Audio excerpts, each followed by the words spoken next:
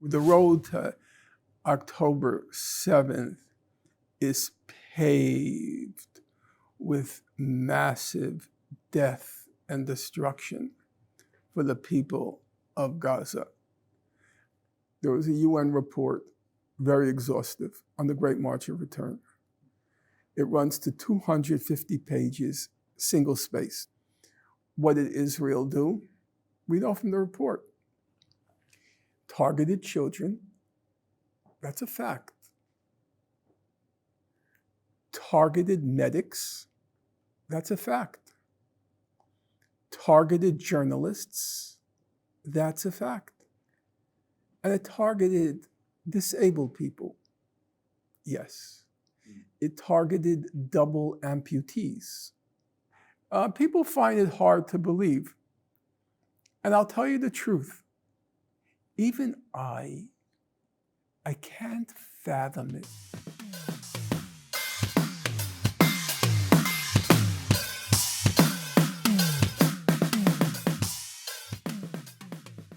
We're nearing the anniversary of October 7th, just a couple days away.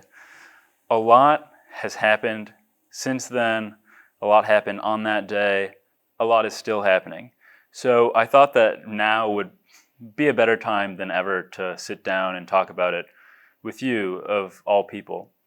Before we get to everything, the immensity that happened before, everything that happened on that day, the things that are still about to happen, I just wanted to start with a pretty simple question, which is, around the time of October 7th last year, were you expecting something like this to happen in Israel? No, I had no expectation whatsoever. I thought the Palestine question was dead. And I had, even though I devoted the whole of my adult life to the Israel-Palestine conflict, I began in June 1982 when Israel invaded Lebanon. By 2020, I had reached the conclusion that the conflict was moribund and that it was no longer productive for me to invest the wholeness of my being in the conflict. And I have to say, there was a selfish part to it. I wanted to explore new areas of intellectual and political inquiry. And so I was psychologically ready to move on. But I probably wouldn't have moved on had I believed there were still possibilities and potentialities in the situation. But I no longer believed it. For me, the test was the more the situation was quiescent on the ground, the more I began to write things which were more detailed and more detailed and more detailed, analyzing international criminal court jurisprudence, and I had no audience. My last book sold a little over 300 copies, and I was on Gaza, and I purchased half of those copies because I was trying to influence certain decisions that were being made at the International Criminal Court. So I was going to send them my book.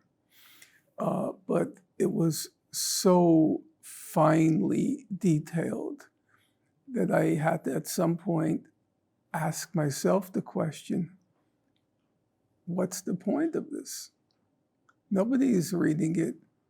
It's such minutia that it required such intense concentration to even follow what I was saying, that I decided to move on. And then I wrote another book on cancel culture, identity politics. And then October 7th happened. The past year feels simultaneously like an eternity and like yesterday. I can't figure which it is because it's been both. I have been totally consumed. I haven't done anything outside of Gaza. And sometimes I say to myself, I will be Gaza's last victim. So it's been very demanding on me. But I also know that I get large numbers of emails each day by people who have morally and intellectually invested in me and have very high expectations of me. I suppose with some people, when you get praise on a daily basis, it goes to your head and it inflates your ego. With me, it's absolutely, and you could take a polygraph and put it to my wrist. We don't have that. Yeah, it's absolutely the opposite effect. I feel like I have to work harder and harder and harder to meet the expectations that people have invested in me, to the point of, I would say at this moment, to the point of sheer madness and exhaustion. Yeah, when you say that you'll be Gaza's last victim, I think of the trials you've already had to endure throughout your career. I mean, those were nothing compared to this. Right, but I'm just referring to, in particular... And also, I'm much older. Mm-hmm. You can absorb those things when you're younger. But now, physically, it's taken a toll. But I was referring in particular to the saga with Alan Dershowitz, which we discussed at length in our last conversation, which people found very interesting. But why is it that you say you'll be Gaza's last victim now? Is it because you expect everybody in Gaza to be reduced to nothing soon? And then you'll be the last guy left? That would require some explanation, and maybe you would want to defer that question until we get up to the point of where do things stand now? Okay. What is the balance sheet after 1 year? That makes total sense. Then let me ask about one other thing that you said already, which was that around October 7th, you thought that the Palestine question was dead. Mm-hmm. Are you referring to the fact that people weren't interested in reading about it, they didn't care, or that around October 7th you thought that nothing was going to happen in Gaza, that the situation was lost? I think it was both, but the first was a consequence of the second. Namely, if you recall, people's memories are probably a little bit vague now. By October 6th, the only item on the international agenda regarding the Middle East was what was called the Abraham Accords, and the expectation that Saudi Arabia was next in the queue to join in, and then there would be a pact among the Arab powers, a pact to fend off the threat posed by what was called back then the Axis of Resistance, which basically meant Iran, Hezbollah, Syria, and the Houthis. And Palestine was off the agenda. It looked like it was over. This pact would be signed above the heads of the people of Gaza. They were going to be left in Gaza concentration camp. They were going to be left there to just languish and die. That's what they were fated for on October 6th. And it looked like it was going to work until the leadership of Hamas, and we don't quite know who made the decision. We don't even know if it came as a surprise to their external political leadership, whether it was a decision just made by Mr. Sinwar and his closest, his inner circle. They opted for a throw of the dice. They just wanted to shatter the status quo. They hadn't a clue what might come of it, what's going to come next. They just wanted to shatter the status quo. You can say in retrospect, I wouldn't call it an error because I don't think they had any particular expectation of what would come of it. I have spent the past year, apart from Gaza, trying to look at rough analogies. And for me, the most telling analogy is the Nat Turner rebellion. Nat Turner was a slave, happened to have been a very smart guy. Everybody agrees on that. White, black, there was consensus. Nat, as they called him, was a very smart guy. He was a religious fanatic, totally steeped in the Bible, steeped in the Old Testament. In fact, a book just now came out on Nat Turner, literally about a month ago. And they just talk about how deeply he was steeped in the Old Testament. And that was the idiom, the language in which he translated his situation. It was Pharaoh. It was Exodus. It was killing all the Canaanites. But he had no grand strategy. He didn't have he was a very smart guy, for sure, but he didn't have the mental range that can only come from training, from study. He just wanted, like the folks in Gaza, he wanted to shatter the status quo. He had some expectations. He might cause a massive uprising, that he would get a response from other slaves. Didn't work out. It didn't work out.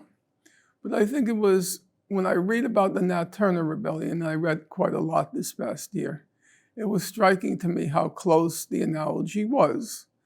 Basically, what happened in Gaza was a slave revolt. But like Nat Turner, it didn't have realistic prospects. If you remember when it happened, Syed Nasrallah, the head of Hezbollah, he made a point in his public speeches at the time of saying, they didn't tell us. They did not tell us. Because Syed Nasrallah, who did have the range, he had the mental range. He had the mental range, and he also had 32 years as the leader of Hezbollah, so he had lots of life experience. And in politics, life experience is irreplaceable. It's irreplaceable.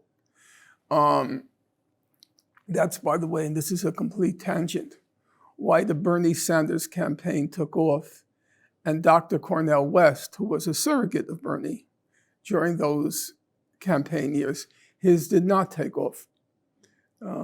Dr. Cornel West, no one is second. He's not second to anyone in brilliance. Extremely smart guy. He's got breadth and depth. But the experience And Nasrallah has the experience, and they weren't ready. They weren't ready. They tried to do basically one thing. And that was because he represented the pride in the Arab world, Mr. Nasrallah. He felt a moral, but also political, obligation to show support of a people who were suffering, who were on the receiving end of a genocide. He had to do something, or they would lose all credibility. But he knew they weren't ready for Armageddon. And so he kept it very calculated, calibrated, low level, hoping he could, as it were, carve out a path that would support Gaza, support the people of Gaza facing a genocide, but not bringing on the full force of an Israeli reaction. It didn't work, and I didn't think it would work, but I understood what he was trying to do. Sinwar, the head of Hamas, they hadn't a clue. Remember, Sinwar, he was in an Israeli jail for 22 years. He barely knew the outside world. And then from the jail, he went to Gaza. Gaza is a concentration camp. It's completely sealed off from the outside world. He hadn't a clue how the world worked. Nothing. It was just, as I said, a desperate throw of the dice, because as of October 6th, the whole of Gaza, it seemed, was being left to languish and die, the whole population of Gaza. Well, one thing that said, particularly about Nat Turner, that you said about Nat Turner that stuck out at me is you mentioned the Old Testament. And the Old Testament is close to what I wanted to ask you next, which is just how far back in time you think we need to go to understand what happened a year ago. The reason that I ask this is I want this to be a very comprehensive discussion, and I don't want people who aren't experts not to be able to follow us. So if people don't understand the history of Zionism or of the area, maybe we can help them in this conversation. So do you think that we need to go all the way back to the Old Testament? No. To the beginning of the 1900s? Where do we need to go? I think we need to go to 1948, because that's when Gaza became Gaza. In 1948, roughly 270,000 Palestinians who resided in the state of Israel, they were expelled and ended up in Gaza. And at that point, the population of Gaza became overwhelmingly, it comprised refugees. So the first fact to remember about Gaza is it's overwhelmingly a refugee population. It's those about, I think the estimate is 80%, about 80%, let's call it 70 to 80%. My mind is so exhausted, all the numbers I have to juggle in my mind, but I can't remember now if it's 70 or 80. About 70 to 80% are refugees, and children of refugees and grandchildren of refugees. Under international law, they're all reckoned as refugees, the children, but usually we say the refugees and their descendants. So refugees and their descendants, about 80%. So that's the first thing to remember. The second thing to remember is, and this was actually new to me, I have a small circle of younger people, much younger than me, who are conscientious researchers, and they always bring new information to my attention, which I'm not aware of. one of the interesting facts I came across was already in 1955, it's after the expulsion, this is Gaza. Already in 1955, the main UN representative in that region, because there was the UN Refugee Organization that was presiding over the refugee question. I'm referring just to Gaza, but there was also a huge refugee problem because about 750,000 Palestinians in Gaza 750,000 Palestinians in Israel were expelled in 1948. After the Nakba? Yes. Well, the Nakba is considered the expulsion. The expulsion, Yeah. okay. And 270,000, as I said, ended up in Gaza. In any event, I remember they're now under Egyptian rule. So I don't want there to be any misconstrue here.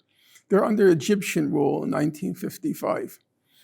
I should have made that point. After the 1948 war, Gaza came under the jurisdiction of Egypt. Egypt did not annex Gaza, but it came under Egypt's jurisdiction.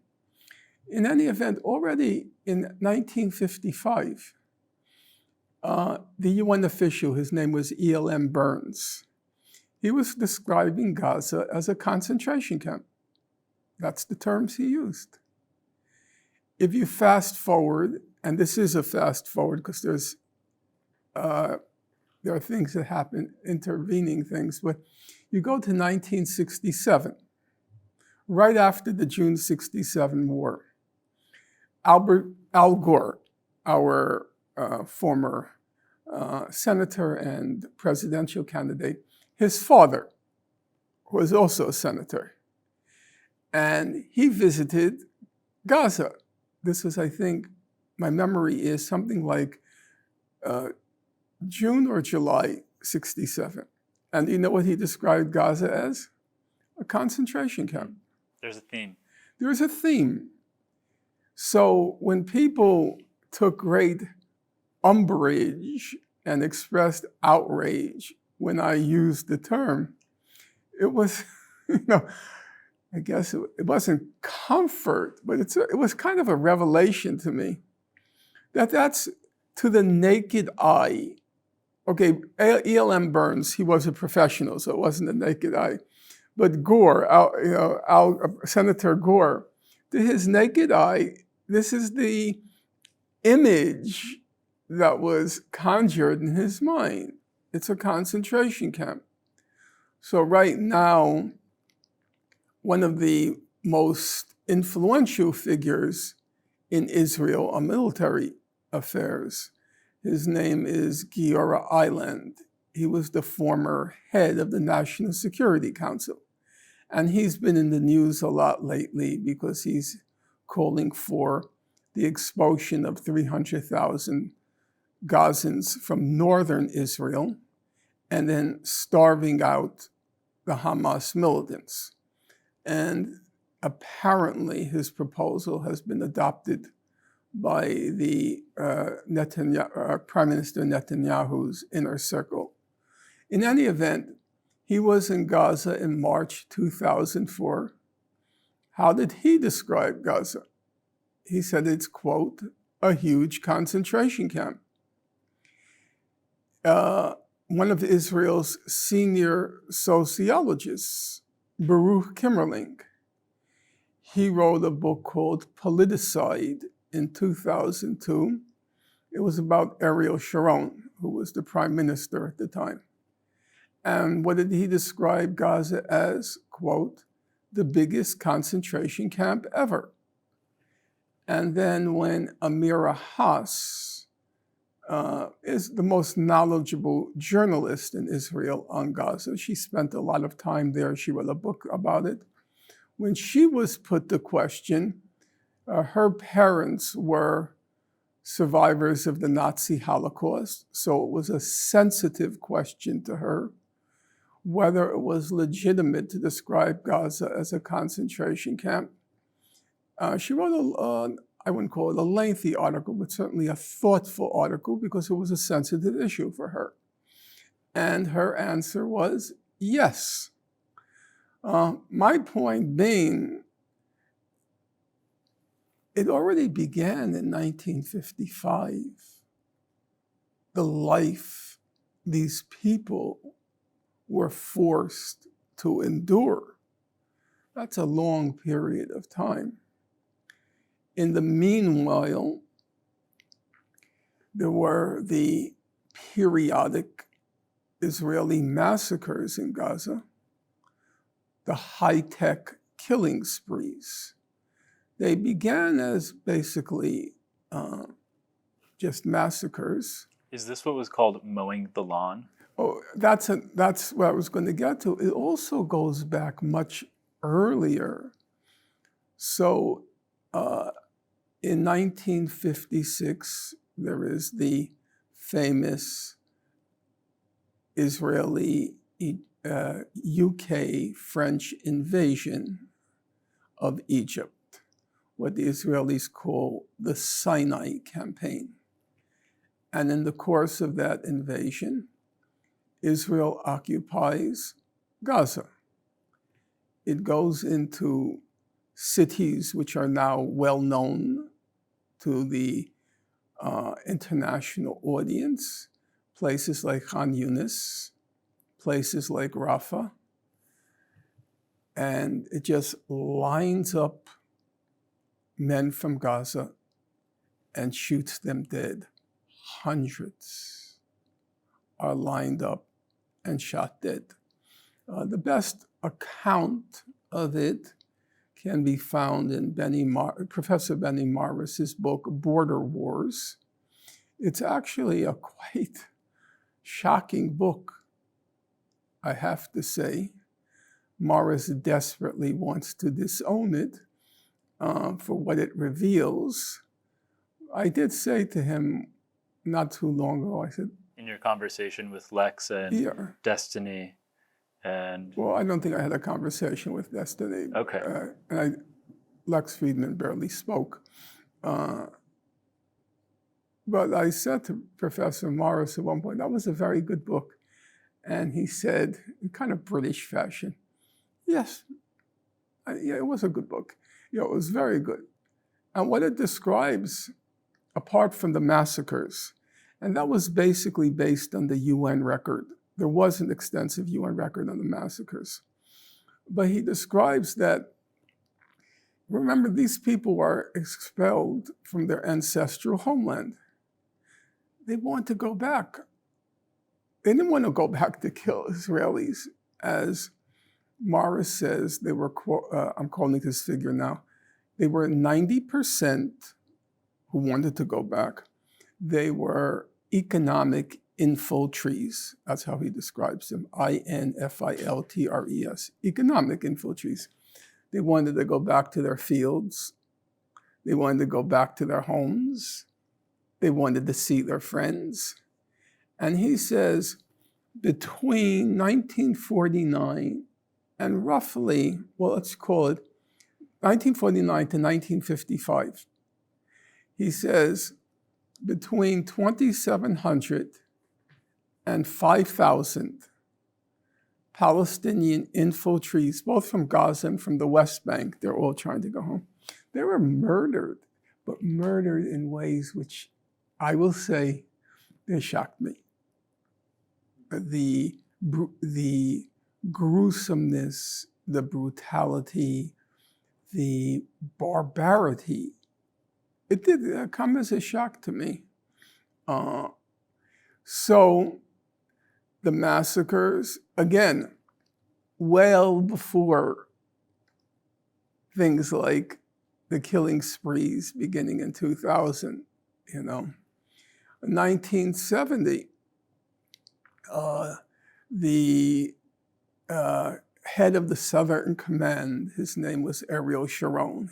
He was famous in my generation as the butcher of Beirut during the Lebanon War, presided over many things, but climaxing in Sabra and Shatila, the Sabra and Shatila massacres.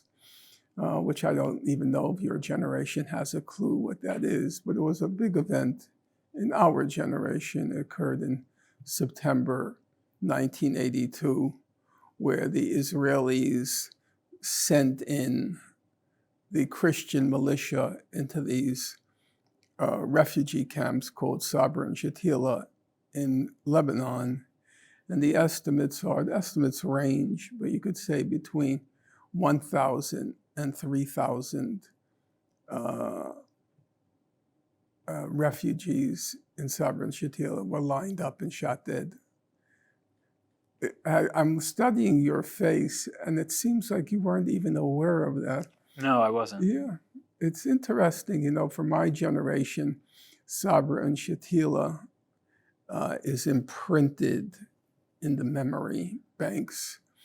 In any event, in 1970, he went into Gaza, Ariel Sharon, and committed large-scale displacements of population, destruction of refugee camps. So this all prefigures, it's a road, the road to October 7th is paved with massive death and destruction for the people of Gaza. And then the first Intifada, which is the first civil uprising against the Israeli occupation, that began in Gaza. It began in Jabalia refugee camp. It rapidly spread to the West Bank because at that point, the West Bank and Gaza were not separate. It was relatively easy to transport oneself from one to the other. I was there beginning in 1988, and it was it took time to get there, and then there was the checkpoint when you got to Gaza, but to actually travel was not so difficult. Israel began what it called its closure policy in Gaza, beginning in 1991. And that's when the separation slowly begins until Gaza is completely sealed off from the outside world. I can't say it's as I said already, it's being described as a concentration camp in 1955. But by 1990, you have to remember, until the first Intifada, I think it was 200,000. I have to be careful with numbers because my mind is tired. It's pretty encyclopedic nonetheless. But I think it's 200,000 Gazans worked in Israel. That was their main source of income. And that gradually, with the first Intifada, the decision was made to close off Gaza from the rest of the world. And that was the inception of the modern phase of Gaza concentration camp. Once the Intifada was defeated, there was a second Intifada, September 2000, right after the apparent failure of, if you might hear, it's coming closer to modern history, the Camp David Accord, the Camp David meeting between Ehud Barak, who was the Prime Minister of Israel, our own Bill Clinton, and Yasser Arafat to try to seal a deal to end the conflict. When it was clear that no deal would be sealed, that's when the second Intifada began, September 28th, 2000. And that was the intifada of what was most salient about it were the suicide bombings by Hamas. Numerically, many more Palestinians were killed than Israelis. It was about 3-1, the ratio. About 3,000 to 1,000, no, 4-1. It was 4,000 to 1,000 Palestinians killed. But all that's remembered was the suicide bombings by Hamas. Took mostly the form, or its most spectacular form was the blowing up of the buses. Yeah, I remember that very well. You see, that's the funny thing. That's what we remember. We don't remember Sabra and Shatila. In any event, I was there then. I met the head of Hamas at the time, Dr. Rantisi. He was eventually assassinated by Israel, as were all the other leaders of Hamas. I met him. I can't say I wasn't positively impressed. He had spent, as they all did, I guess he spent 10 years in Israeli prison. I could be mistaken. I think it was 10. That, for some reason, that's the number that jumps into my head. And I asked him, what did you do in prison? He said, I read. I said, what did you read? And he looked at me as if that were a redundant question. He said, the Quran. And I thought to myself, well, he also said he read biographies of a couple of Israeli leaders.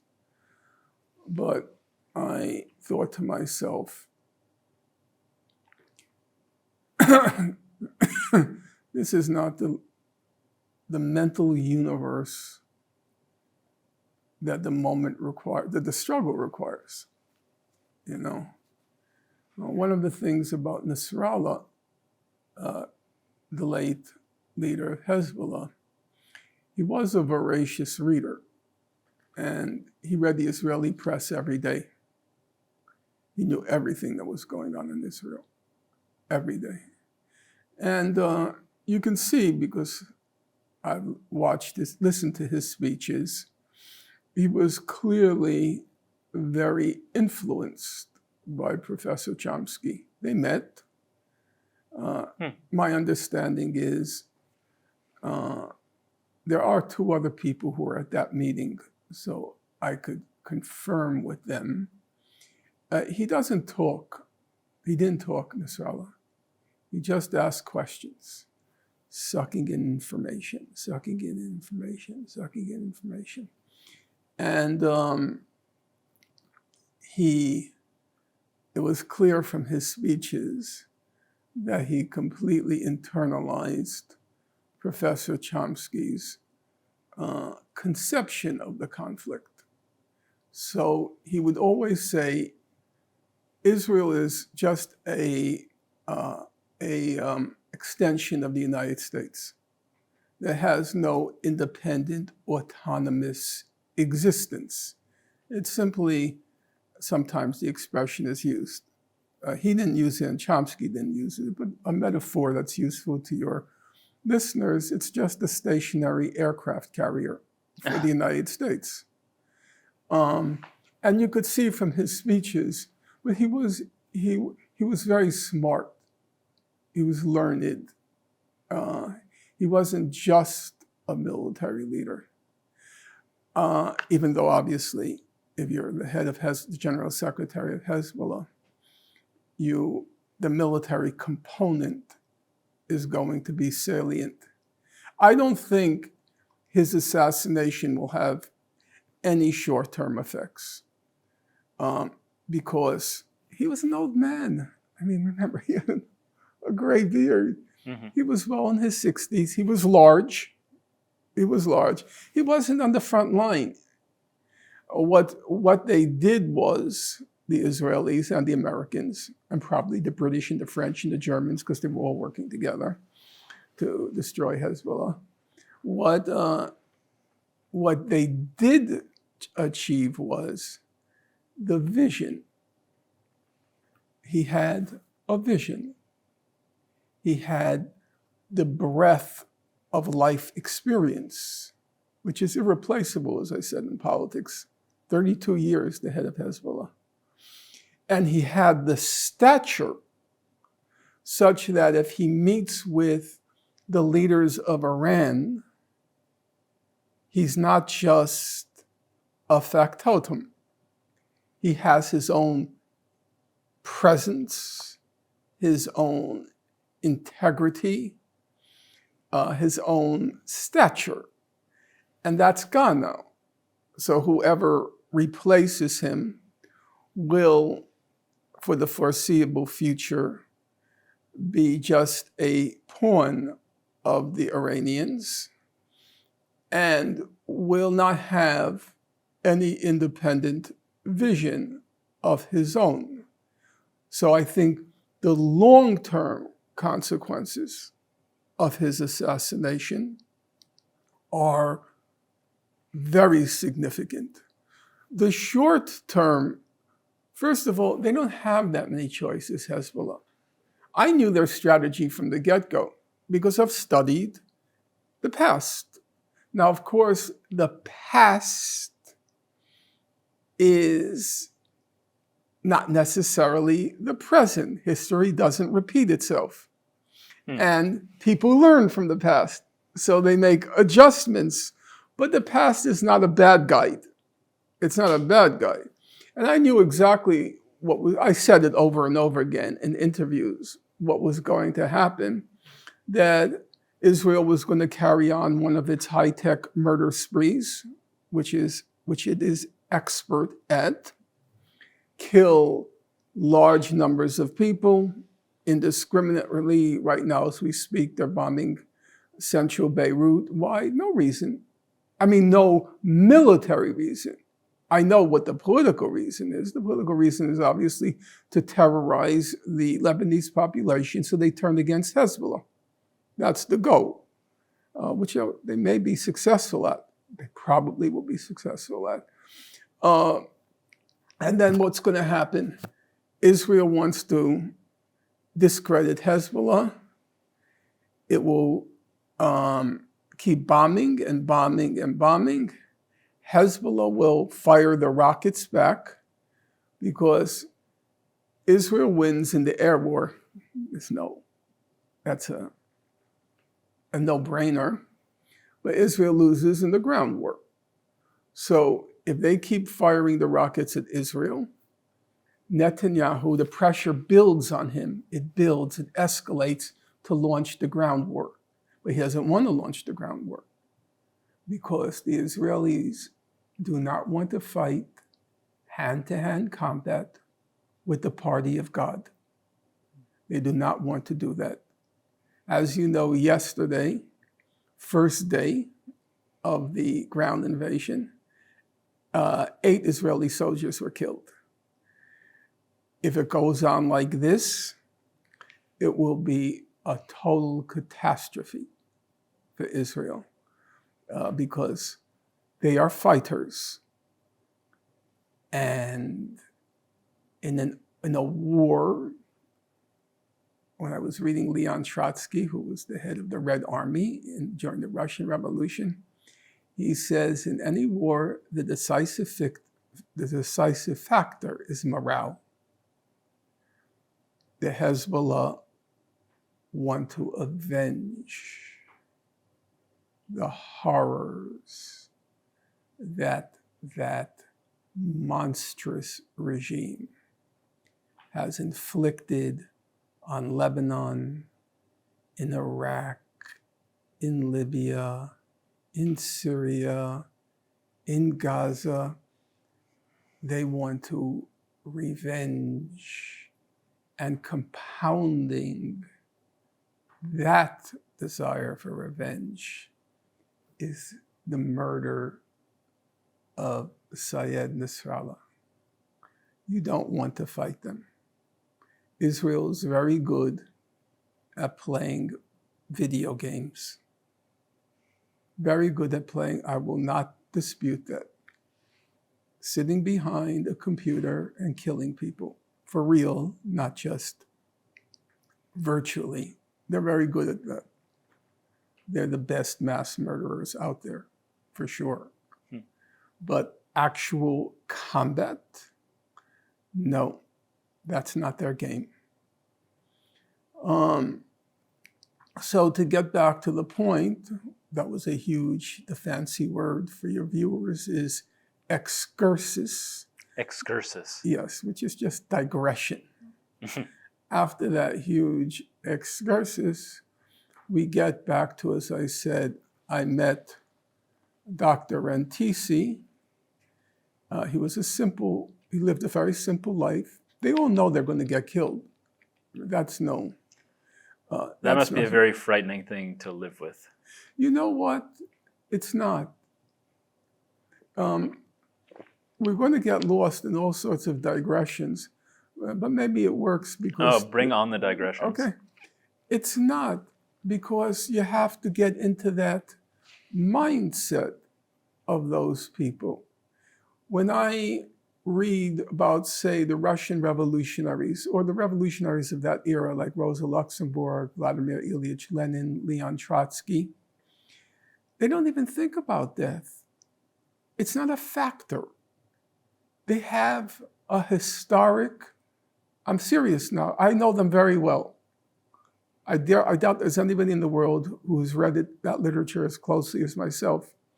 They have a historic mission. They are the agents, as they saw it. They are the agents of socialist revolution. There is no cognizance whatsoever of dying for the cause. Rosa Luxemburg, in one of her letters, she has a very extensive correspondence, and in one of her letters to a friend, she says, when I die, I want it to be in a street fight, at my post, or in prison. That's what she said. And she absolutely believed it. And she actually did die in all three. She was in prison during World War I. She was then released. She was in a street fight, and they murdered her, smashed her skull, and so forth, and then threw her into the sea, and her body didn't wash up until 3 months ago. There's no cognizance of dying. That's just, to use the expression, it comes with the turf. Now, for our age cohort, for our milieu, that is incomprehensible.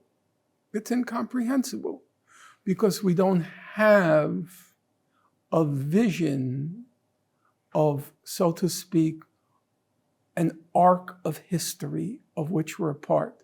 We're atomized. We don't feel the sense of a cause, a mission, and an agentry of history.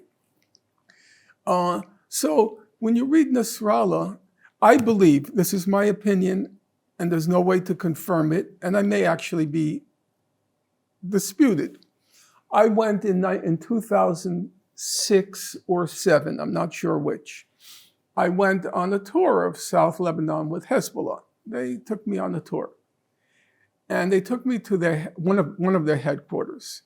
It was in this humongous mountain, and it had a deep hole in the ground, and you saw their spacious command and control center. And I was told at the time, I'm not a military person, so I can't confirm or deny, I was told that it could withstand an atomic bomb. Why do I mention it? When I first heard that Nasrallah was killed, I didn't believe it. I said, that's crazy. Why would he go to the Dahya? Israel has been bombing the Dahya all week. And everybody knows that the Dahya is filled with spies, agents, and so forth. Why would he go there? He would go to the mountain. It's like deep in the ground of this human. Why would he go? And then it slowly occurred to me. Number one, All of his comrades had been killed at that point.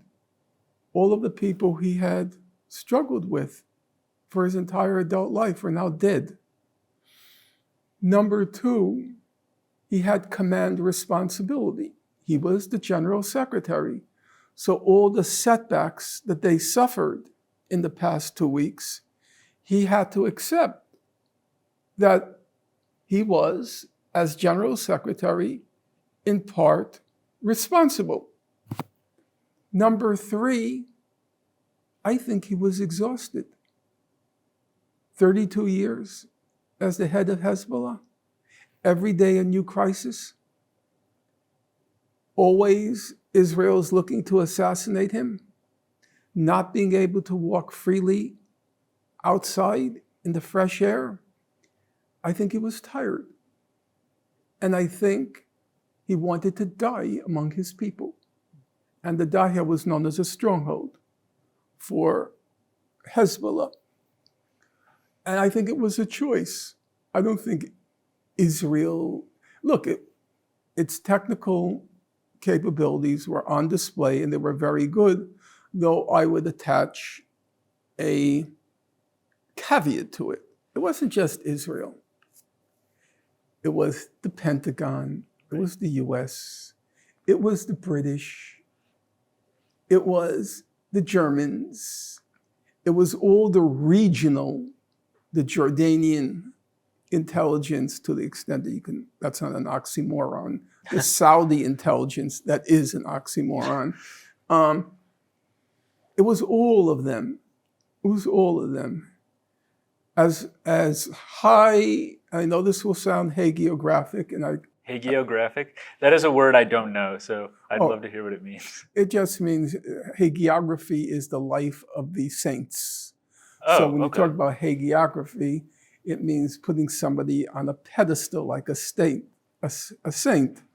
And I said, I know it may sound hagiographic, but I had too much faith in the capacity of Hezbollah to withstand the West. I remember, I'm always happy to admit when I'm wrong, because as Bertrand Russell said, he says he gets a special satisfaction by being shown when he's wrong, because it means I'm getting closer to the truth. I empathize with that. And so you should be gratified when you're shown to be wrong. Just as it's nice to learn a new word. You learned excursus also.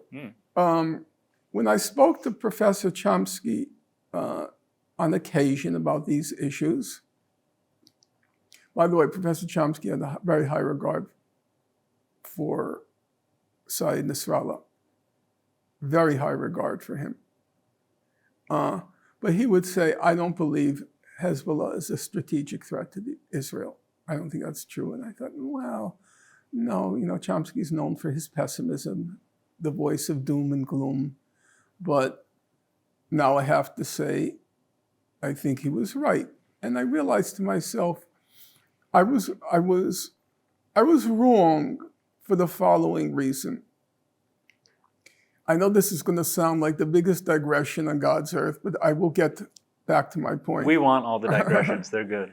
I had a brilliant friend in grade school. His name was Mark Cohn. He died from cancer at an early age. He went to MIT, and he had a stupendous mind.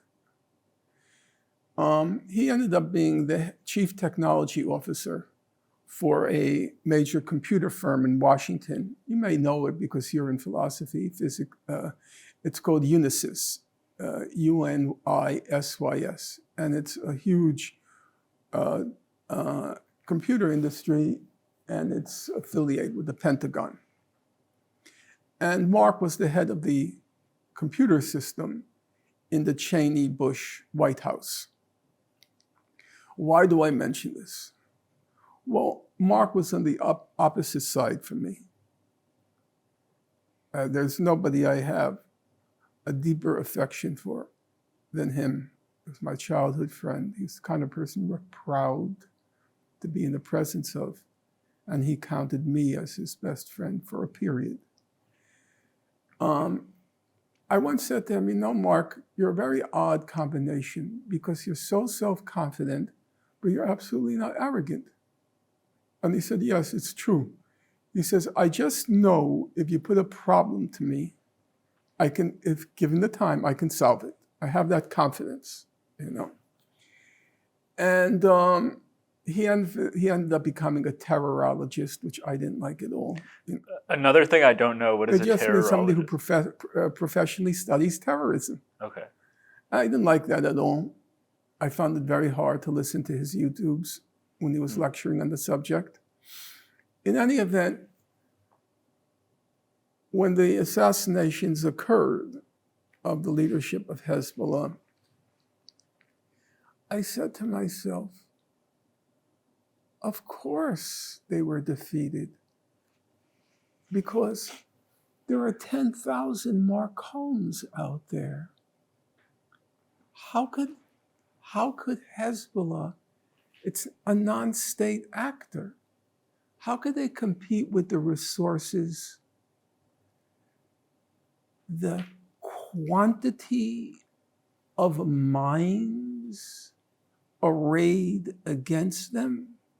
The 10,000 Marcones in the Pentagon, in MI6, in the UK, in Germany. I realized I wasn't realistic.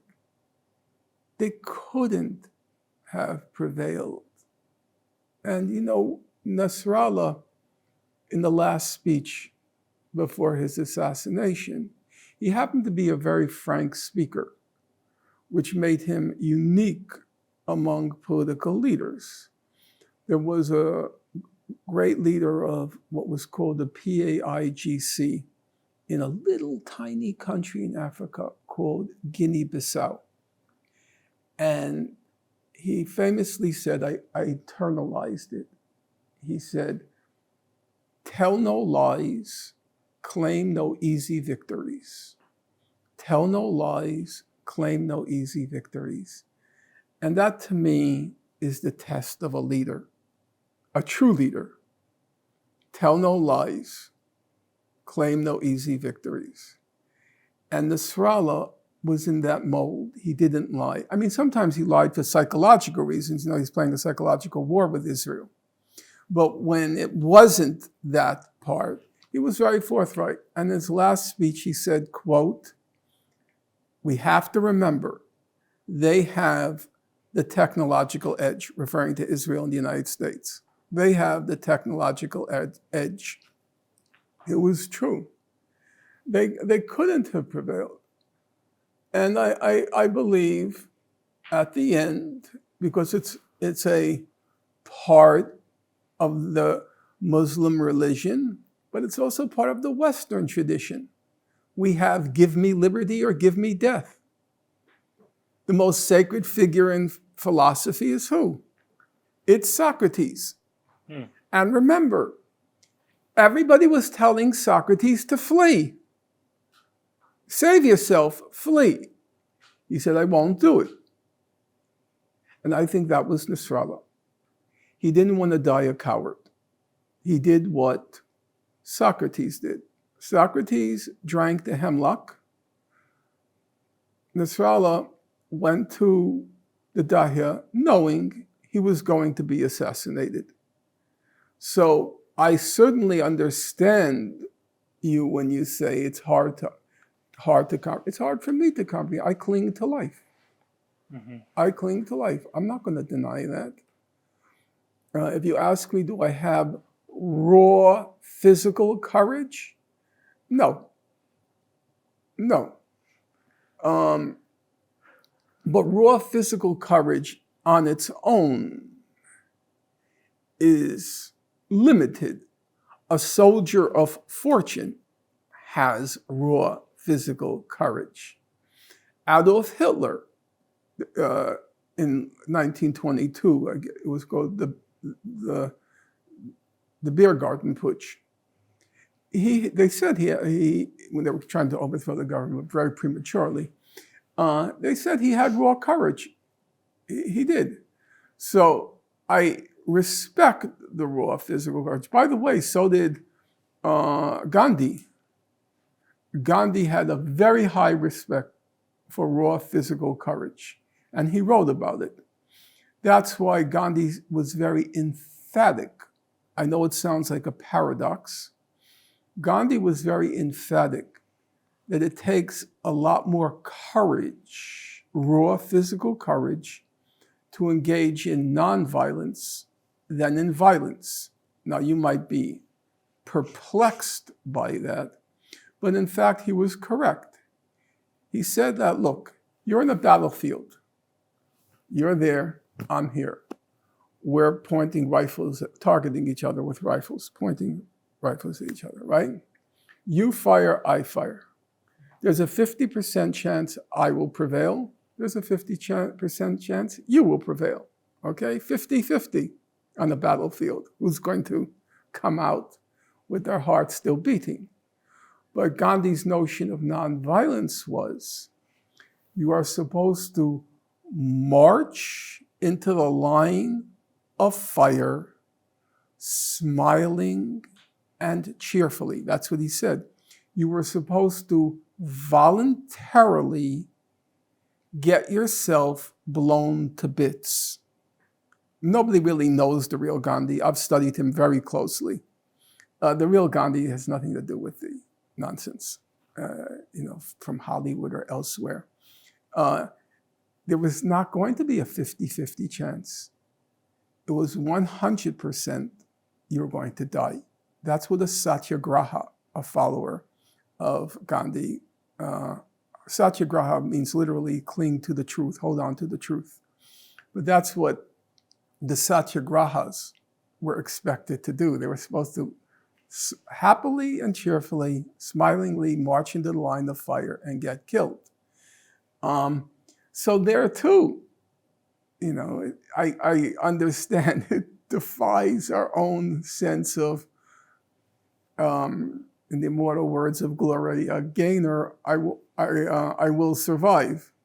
But if you're in the cause, you're not going to survive.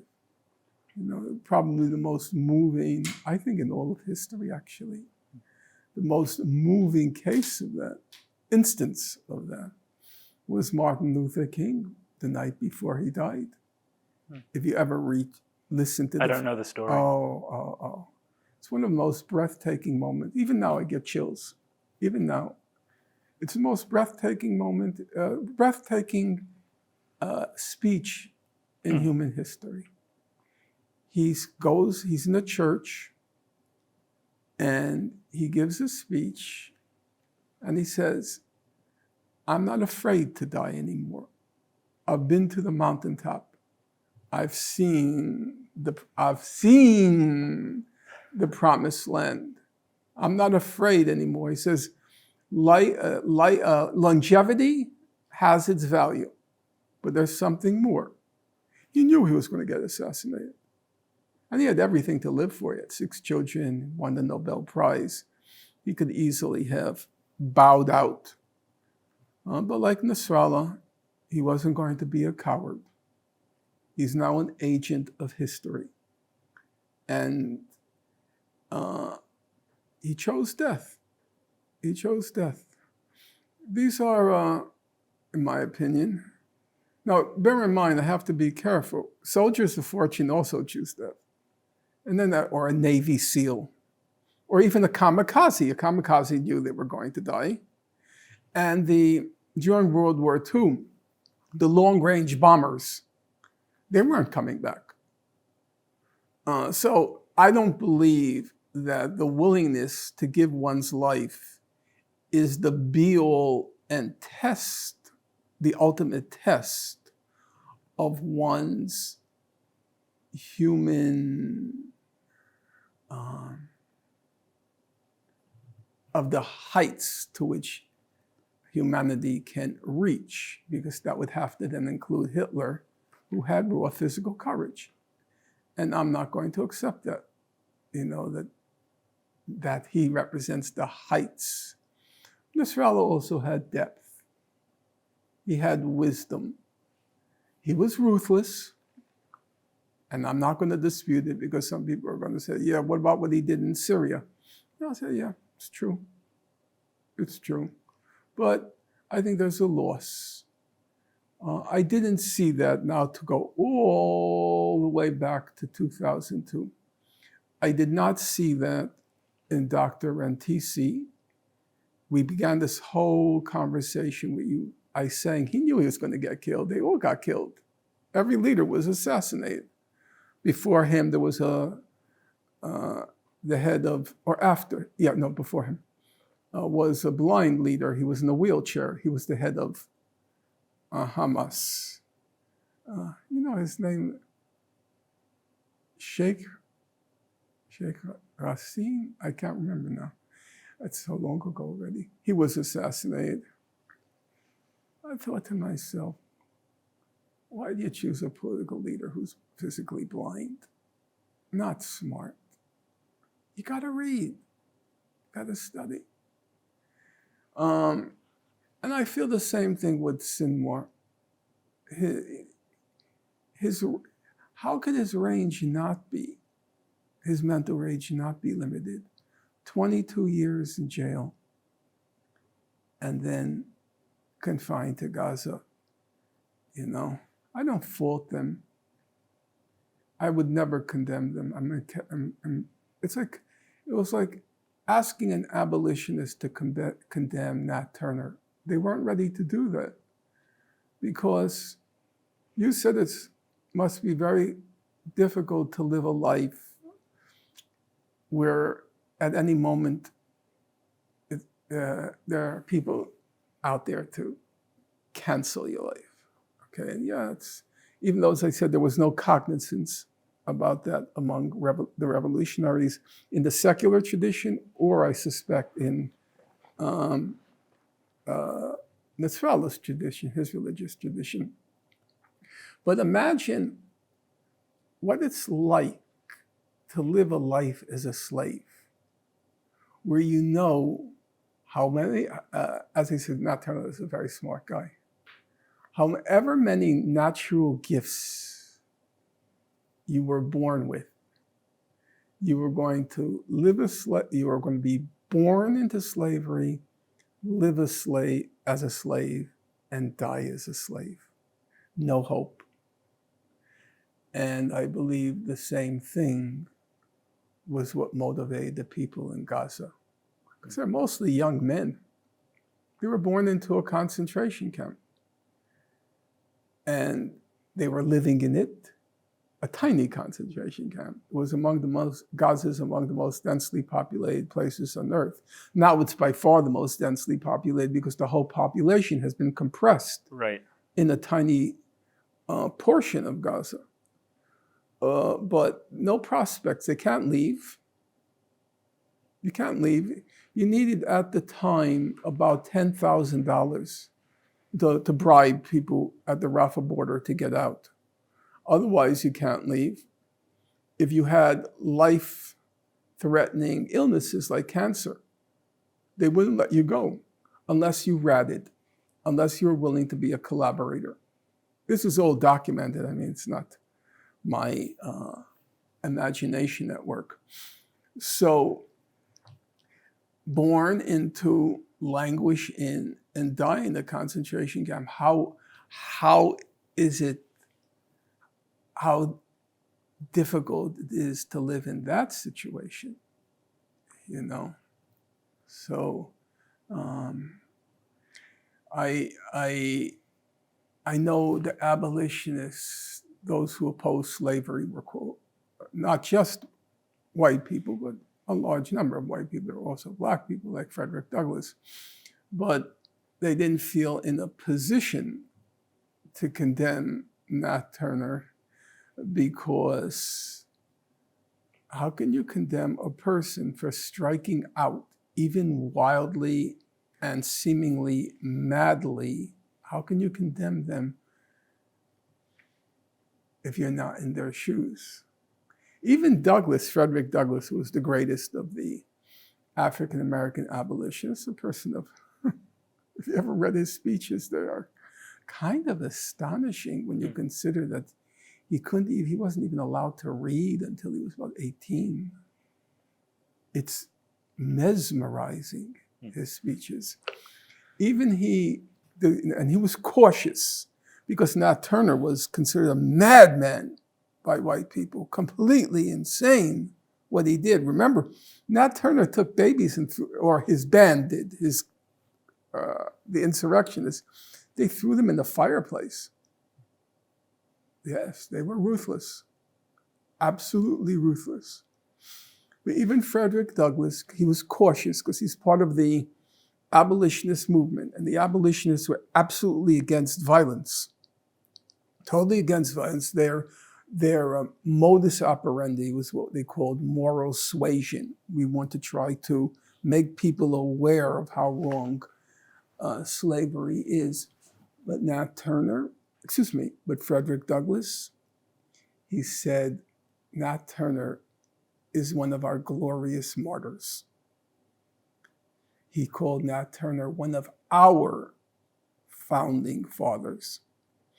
So when people ask, how can the people of Gaza support what Hamas did, which overwhelmingly, morally they did.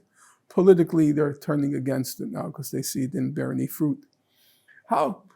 And I could say, and how could Frederick Douglass, who eventually met Lincoln, and then he became part of the establishment. He actually became a hack.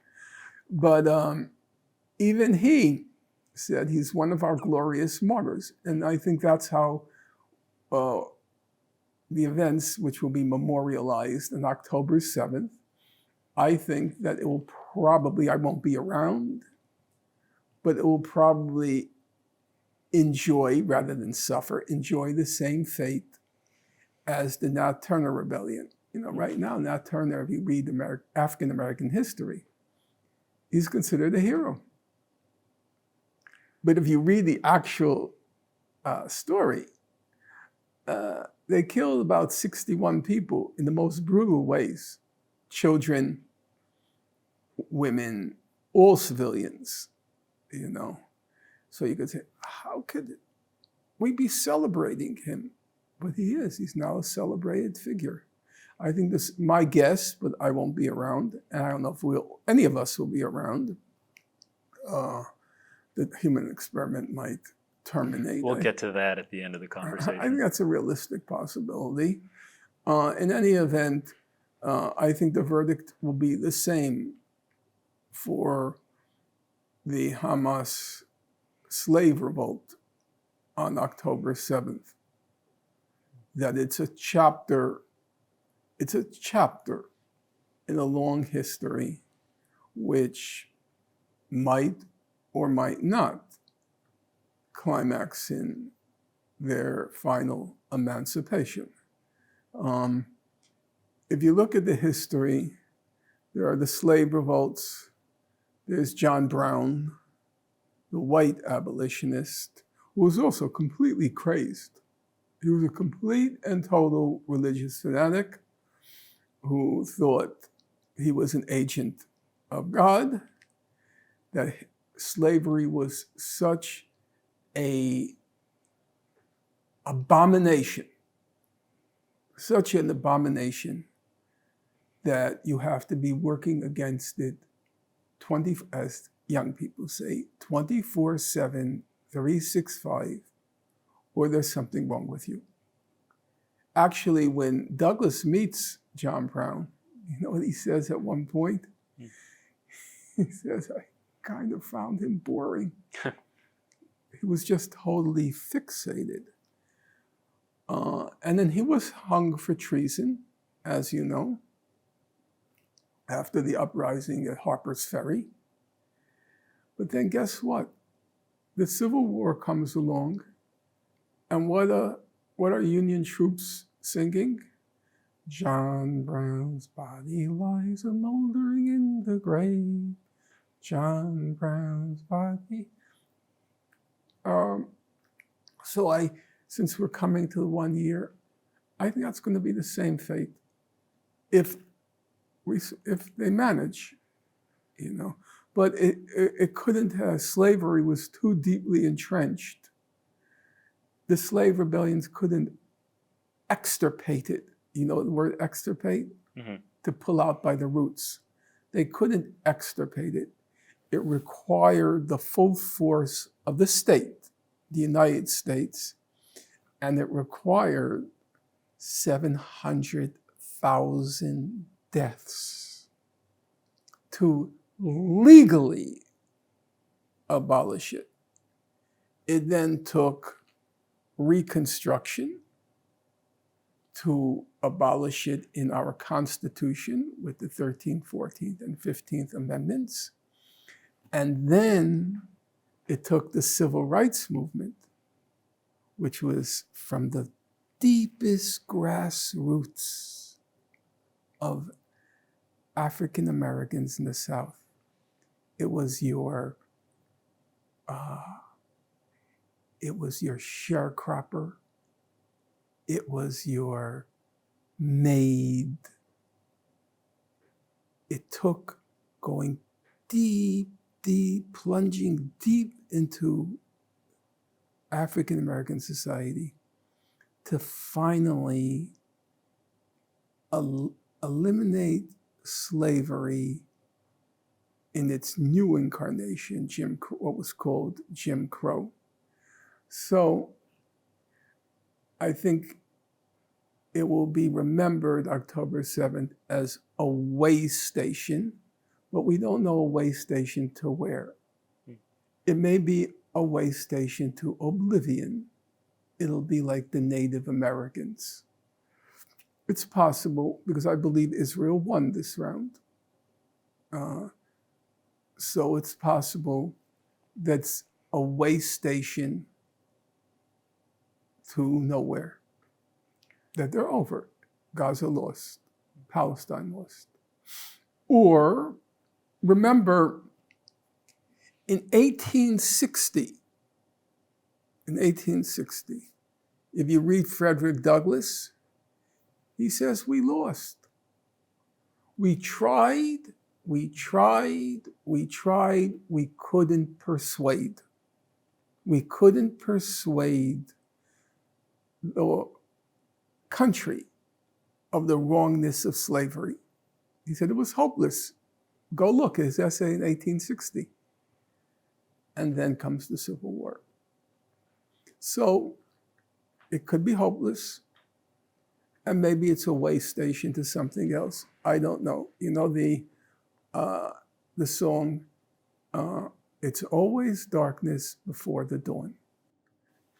It's that thought that keeps me going on. It's always dark. Maybe I won't be around. Well, I think it is past due for me to take on an excursus so that you can have a drink of water. I don't know if you realize that there's some water there, but I have the sense that you're going to need a sip now. But I also don't want to engage in too much hagiography here. But when you refer to Socrates and everybody telling him to flee and he doesn't flee, it reminds me of you. I mean, you're in the spotlight a lot of the time.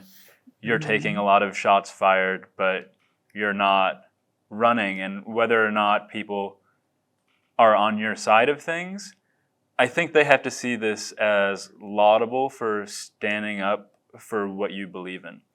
Another thing I wanted to say while you're recovering is that I had Chomsky on a couple of years ago, and we spoke about 20th century linguistics. And I really thoroughly enjoyed the conversation. I chose that topic just because he does so many interviews on global politics. But in retrospect, for selfish reasons, I wish I could have asked him so many of these questions. But obviously, I can't do that now. But where I wanted to go next, I said that there are many questions I regret I didn't ask him. And I had full access for 40 years. And I would have liked to ask him, what do you think are the three most important inventions in human history? You know, are you really convinced life has a purpose? You know, there are just, because we oscillated between just talking about little things, me getting screwed here or whatever, or family things, how were his grandchildren, and big things, in the world. And we never really, I didn't have any time to just, because, it's his time. It's his time. You can't squander his time. So you have to just be very, you have to only talk about business. And I can never just say, so what do you think, Noam? Does life have a purpose? There are many things, maybe at this point in my life, I wish I had asked him, I didn't. Mm-hmm. What I was going to say next, though, is I earlier mentioned that you were encyclopedic. You're also a dictionary. But what I was referring to when I said that you were encyclopedic was the way you rattled off these quotes where people had equated Gaza to a concentration camp. I recently had a conversation with Judith Butler about this topic, about Israel and Palestine, because they have written a book on it. So we touched on it in our interview. When you say they, who is they? That's the pronouns that they use, they, them pronouns. Okay. And when I asked them about whether they thought Gaza was a concentration camp, they had not heard of this before. And they said that they might equate it to a Jewish ghetto, but not a concentration camp. But this leads me to believe that the analogy between Gaza and a concentration camp, which evidently it has been made before, is something that might It's not only might been be made suppressed. before. What's striking about it is how unreflective it is. It's they just see it, and that's the image that comes to mind. It's not like they're sitting down and saying, well, what's the most perfect dictionary word to describe this situation? It just leaps to mind. This place is just, to quote Gior Eiland, who, by the way, is a moral monster. I mean, he's a real moral monster. I don't know who this is. He was the former head of Israel's National Security Council. And during the last year, he's been saying things like, literally, we want to cause epidemics in Gaza. He does. He said that. You could just, if there's one of you people, technicians, just Google Gior Eiland, E-I-L-A-N-D, or listeners, Gior Eiland, and epidemics. And you see, he wants to cause, he says that's a good thing to cause epidemics in Gaza. In any event, so he's not a peacenik, okay? But in March 2004, he says he's in Gaza. It's a huge concentration camp. Yeah, and you also aren't somebody who would take this analogy lightly, because you mentioned getting goosebumps earlier in this conversation. Martin Luther King's speech. Yeah, one moment from one of our past conversations that when I think about it, it gives me goosebumps is you lost, if I recall correctly, the vast majority of your family. Not the vast majority, every member of the family. Okay, so. I never had a grandparent. I never had an aunt, uncle, cousin, anything. Everybody was exterminated during the war. As my mother used to say, because she was worried I would get killed. I'll be frank about that. When I attended demonstrations against the war in Vietnam, or later when I got involved in the Israel-Palestine conflict, it was not an easy thing in the 1970s to walk down the street, 6th Avenue, and chant, quote, everybody should know we support the PLO. Okay, it was a stupid slogan, by the way, and I regret it. But it was also, you would figure there's going to be a sniper who's going to take you out. And she always used to say, Norman, remember, we are only 5 people in the world. Because it was my mother, my father, my 2 siblings, and me. And her message was, I don't want to lose another family member. I remember, as an anecdote, Amy Goodman, who you might know as the moderator for Democracy Now! Do you know her? I don't. Okay, Democracy Now! Is a very popular public affairs program. Surprised you don't know it. I just spoke with Richard Wolff before this, and he's very involved in democracy now. Yeah, okay. So, Amy Goodman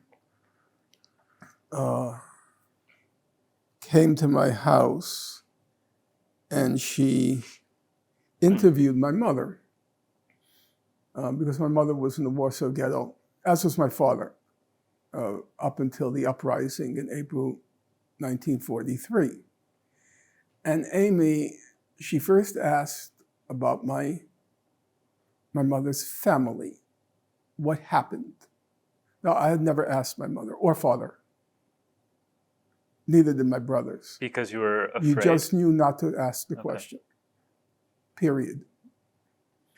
So when Amy asked the question, my mother turned her head, went like that, and then said, don't ask me. Now, this is a long time later. Yeah, I'm getting goosebumps. And then Amy wanted to turn to an upbeat question because of that dramatic pause. So she said to my mother, so tell us what it was like when you were liberated. My mother was liberated by the Russians, my father by the Americans. Tell me what it was like when you were liberated. And Amy said, as I said, she wanted to put a positive spin at that moment. She said, it must have been the happiest day of your life. You know what my mother said? Are you crazy? It was the most horrible day of my life. And Amy was perplexed, just like you are, and just like everybody here who's actually listening is. And Amy said, why? And she said, because it was at that moment that I realized I was all alone in the world. Because from the moment of the ghetto, both my parents were in the concentration camps. My father was in Auschwitz till the end. He was on the Auschwitz death march. My mother was in Majdanek concentration camp, which was apparently for women. It was the worst. I spoke to the greatest historian in Nazi Holocaust, Raoul Hilberg, and he said women didn't survive Majdanek. But then she was transferred to the slave labor camps. And when you're in the camps and the ghetto, your whole mind is focused on surviving. Surviving. I remember when I asked Raoul Hilberg, how did people survive? He said, well, obviously 97%, 98% is luck, right? But then he said the other 2% was the capacity to make quick decisions. Should I go left? Should I go right? Should I go forward or should I go backward? You know, your mind is constantly focused on surviving. And my mother had a very quick mind. I mean, very quick and very funny. She was extremely funny. Those things go hand in hand. She studied mathematics at Warsaw University, which is unusual, Jewish woman. Yeah, but great place for math. Well, she was among the best. She said I was completely out of my league. Yeah, the Polish logicians are well known. She liked the Polish pianists. She didn't like Poles, but she said, piano, they're the best. No question, hands down. In any event, so her whole mind, up until liberation, was surviving. She didn't think about where's my mother, where's my father, right. Where's my brother, where are my 2 sisters. She didn't have the luxury to contemplate those possibilities. And then she said, the moment I was freed, it dawned on me. The same thing with my father.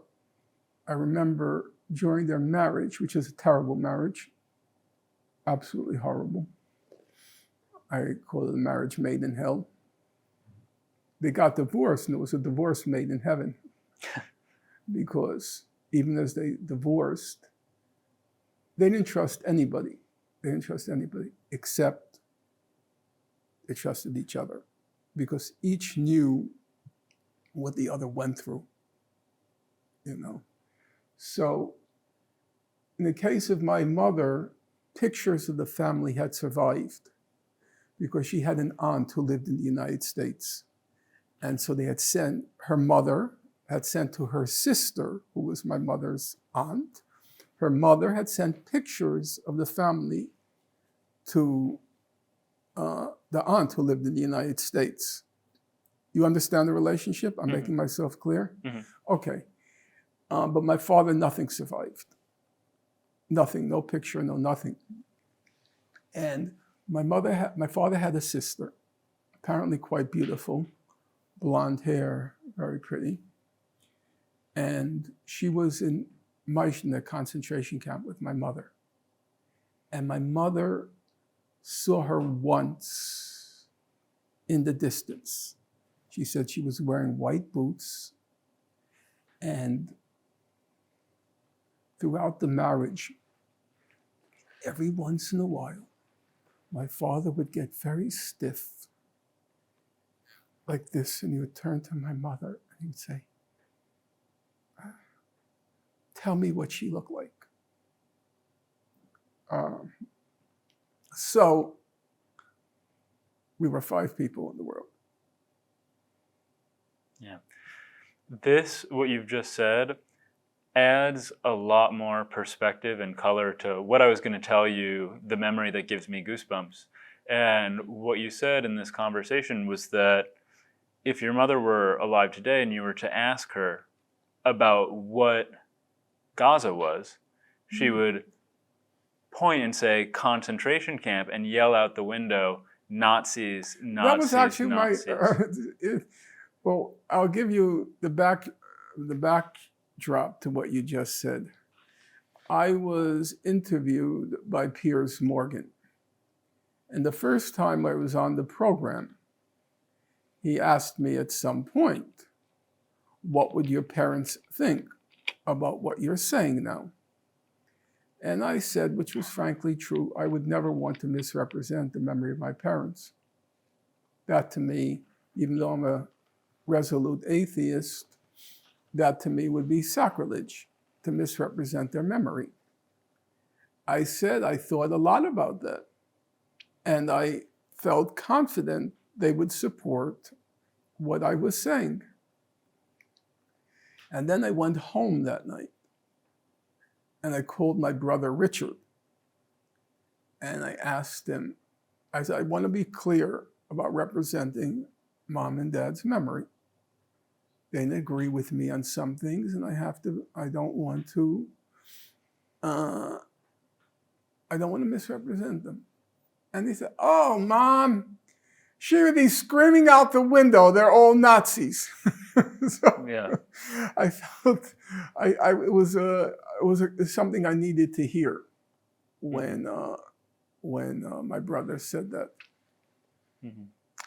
And I think now would be a very good time to get back to placing October 7th in some context. And this is where the didactic element of the conversation comes in. I think that Hamas is caricatured a lot when it is described. They are described as, I mean, for instance, this very old anti-Semitic charter of theirs is what's referred to. They're often described as ruling with a kind of very, very violent tyranny, and all of the people hate them. I have no idea if all of this is true, but what I wanted to ask you is just what is, I know we've been talking about Hamas, but just what is Hamas? When did they come into power? Did Israel ever support Hamas? How did Hamas coming to power in Gaza lead to, or in some ways contribute to, October 7th? Well, first of all, I'm not an expert on Hamas. I understand you'll be interviewing at some point Rashid Khalidi, and he's definitely the better person to ask a question like that. I have never concerned myself with internal Palestinian politics. First of all, because I don't know the language, I don't know Arabic. Second of all, I've not spent a significant time there. I've been there. I was in the West Bank every summer for a few weeks between 1988 and 1995. But I still wouldn't make any claims to a solid, if you want to call it, anthropological knowledge of the West Bank. And I went occasionally to Gaza, just a few times. So I don't want to make any claims. I'll just speak to some basic facts. Number one, it was elected into office in January 2006. It was elected because it was running on a reform platform. The Palestinian Authority, exactly as you would expect, that's the institution that was established as a result of the Oslo Accord in September 1993, and then what's called Oslo II, September 1995. They created this Palestinian Authority. And as you can imagine, it was hopelessly corrupt, as it was intended to be. And it was enormously repressive, because the two went hand in hand. Namely, we give you money if you repress the Palestinians. And that was very clear. I mean, that was the purpose of the Oslo Accords, namely to establish an indigenous repressive apparatus, because Israel didn't want to do the dirty work. Yitzhak Rabin said, he was the defense minister during the first Intifada, but then he was the one who presided over the Oslo Accords in 1993 when he was prime minister. And he said,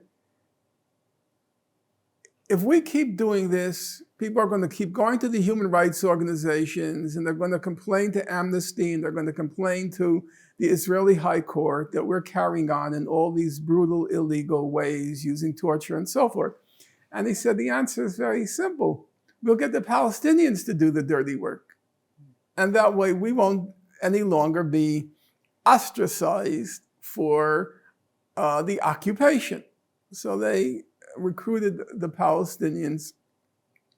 The Palestinian Authority was hopelessly corrupt and brutal. And so it's a funny, I mean, nothing is funny about this situation, obviously. But it's a paradox, because that was 2006. President Bush is in power.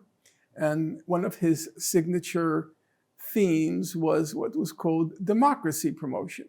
You know, it's the aftermath of the Gulf War. We're going to promote democracy in the Arab world. They ordered the Palestinians to hold elections.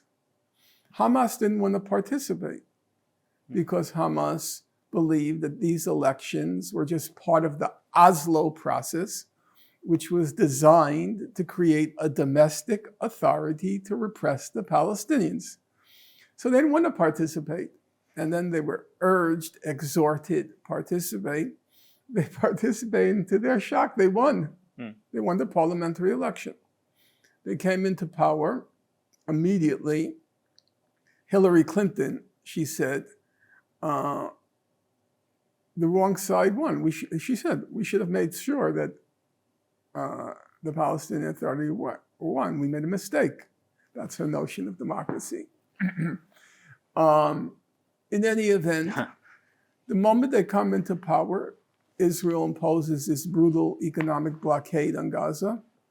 The blockade is then seconded by the United States, the EU, and the screws. They're turning the screws. They're turning the screws. And the reason was obvious. They said so.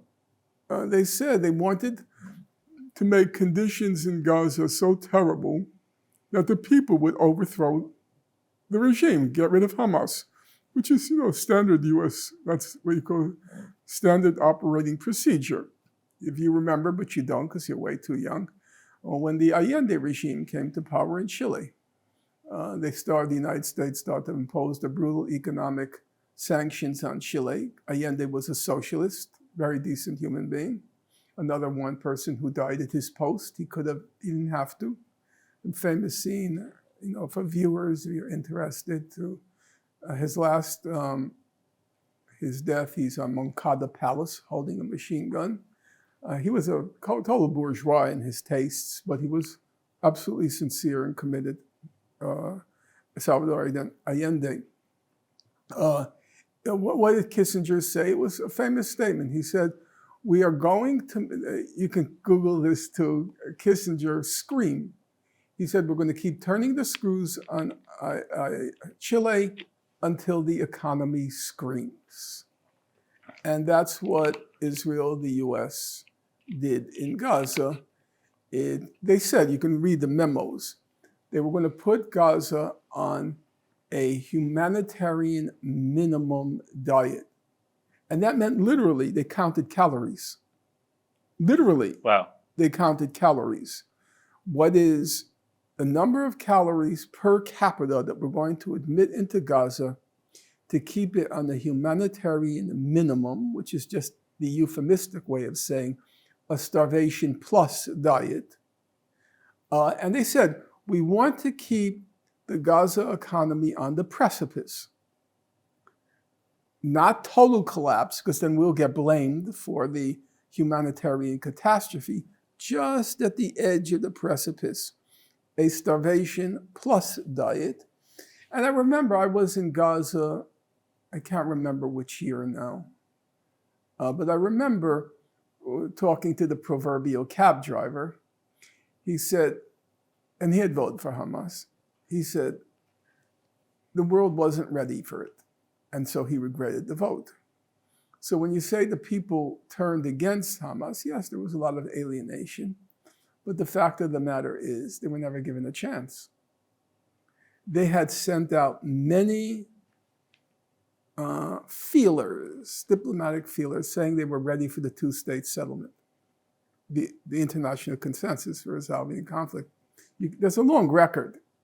It's not yet been fully compiled, but part of that group I talked about that I work with, young people, they're assembling all the pieces of how many times Hamas offered to end the conflict on the basis of the two-state settlement, but the Israelis, the Americans didn't want that. Just like with Nasrallah, with Hezbollah. Hezbollah kept saying, almost to the point of a plea, almost to the very unusual for Nasrallah, who's very proud, to the point of a plea. He was saying, we will stop the firing in northern Israel, just implement a ceasefire in Gaza. There was no reason to go after Hezbollah or Lebanon or Iran. Just implement the ceasefire. He said, everyone says, oh, he couldn't stop. Israel had to react. No, Israel didn't have to react. You could have just ended the ceasefire. Implemented a ceasefire. But no, you can't do that. You know why?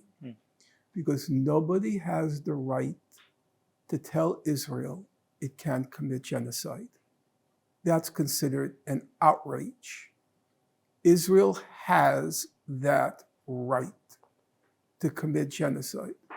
And the fact that Hezbollah was telling them no, or even the International Court of Justice was saying Israel's committing a plausible genocide and it has to stop.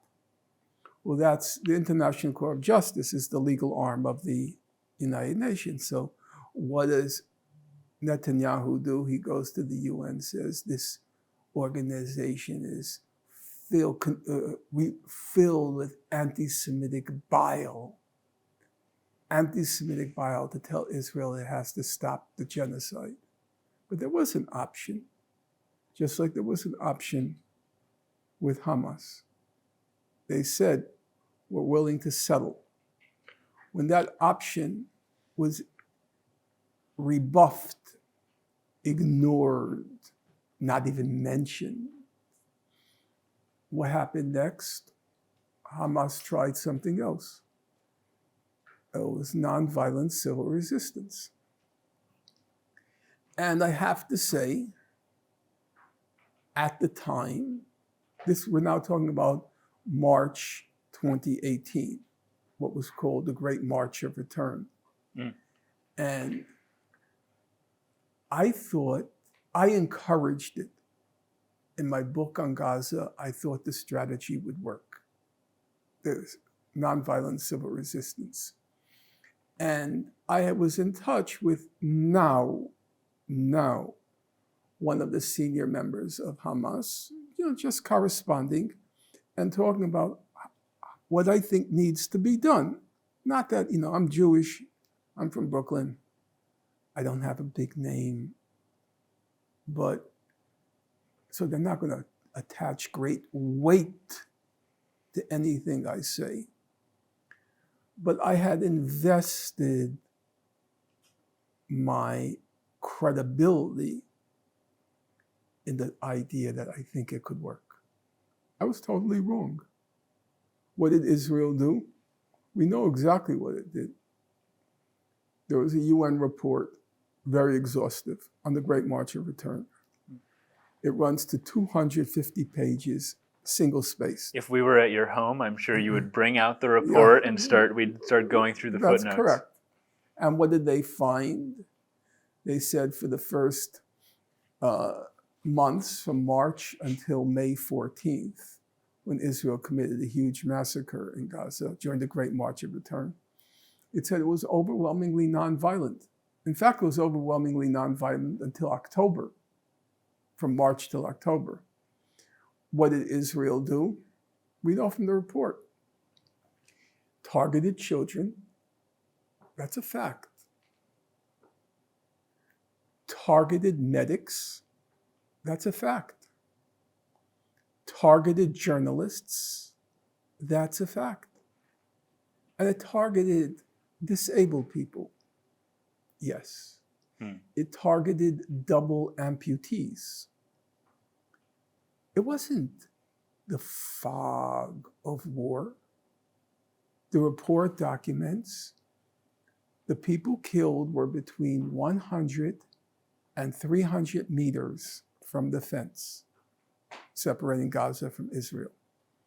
Israel's top snipers were lined up along the border, and they were picking off, like fish in a barrel, children, medics, journalists, and disabled people. They described a person's on crutches or in a wheelchair standing by a tree 300 meters away. I know people find it hard to believe. And I'll tell you the truth. Even I can't fathom it. There were many doctors during the current Israeli genocide in Gaza, Western doctors who went to work there, who volunteered. And if you read their reports, they state that children were coming into the hospitals with no shrapnel. So it wasn't like a bomb, with just bullet shots to the skull. They were targeting the skulls of children. I have a very dear friend, comrade, colleague, part of that group. The one who I know longest is a fellow named Jamie Stern Weiner, who already has carved out his own niche. And I recently did an interview with Glenn Greenwald. I saw some of this. Yeah. And I asked for his critical feedback. I need a reality check. Usually that would be Professor Chomsky who did that for me, but he's not among us, so I asked Jamie. And Jamie went through his criticisms, and then he said, of course, I don't like it to call it a satanic state. And I said to him, Jamie, I've been reading these human rights reports for 40 years. And I admit I might be too close. I might be too close because I'm not seeing the wider world, what goes on elsewhere. But targeting the skulls of kids, targeting double amputees, that just, it goes into a region which A, I can't comprehend, and B, I don't want to comprehend. I just don't want to enter into that mental, that diseased, pathological mental universe. There was a report done after Operation Protective Edge. And again, I would urge the viewers to read it. It's called How We Fought. And it was put out by an organization, an Israeli organization called Breaking the Silence. And it interviews soldiers who speak very matter-of-factly about how they fought in the high-tech killing spree called Operation Protective Edge, which was August 2014. It was 51 days. I think July 8th to August 26th, if my memory is right. Okay? And I'll tell you, I remember reading it in the back of a van. I was going from one event to another. And I just, what is this? What is this?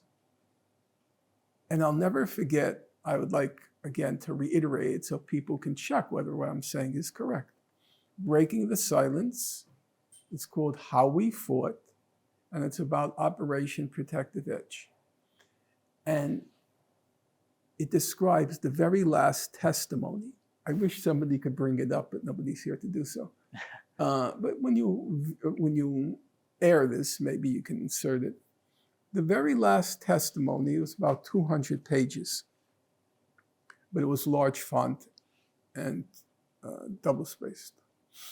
The very last page, a soldier says, remember, these are not peaceniks. They don't express any contrition, any remorse for what they did, nothing. They're just describing, like you and me, they're sitting there describing, this is what we did, okay? And he described how when we come home from the front, the girls are very excited. They want to know, did you kill an Arab? Did you kill an Arab? It was exhilaration or disappointment if you said no. That's the mentality. That's the mentality. I think it's worse, actually. If you were to ask me to put it on gradations, I would say worse, because I don't think in the South, oh yes, they did with, of course, Emmett Till, who was 15 years old, if my memory is correct. Yes, they mangled him, but I don't think they lynched children. I think Israelis would show more remorse at shooting a dog in the skull than shooting a child. And I said to Jamie, I can't hold back. That's a satanic state. It's a satanic state. It's risen from the boils of hell. That's what I conclude. So after the Great March of Return, it gradually deteriorated, became more violent because people didn't like being picked off, So the bottom line is, whatever you think about Hamas as an organization, and I admit, I'm not going to deny it. If I were in jail for 10 years, I wouldn't be reading the Bible. I don't think that's how political organizations function. If you read Gandhi when he's in jail, it's very interesting. Gandhi's collected works, you'll be surprised to learn. They come to 110 volumes, and each volume is about 500 pages. I read 47 volumes. I read the volumes from 1930 to 1947. You see what Gandhi's reading, because he's constantly making requests, and he's in jail of his family, bring me this book and bring me that book. And he's reading things on soil conservation. He's reading things on irrigation. He wants to know every detail of the peasant life in India, every detail.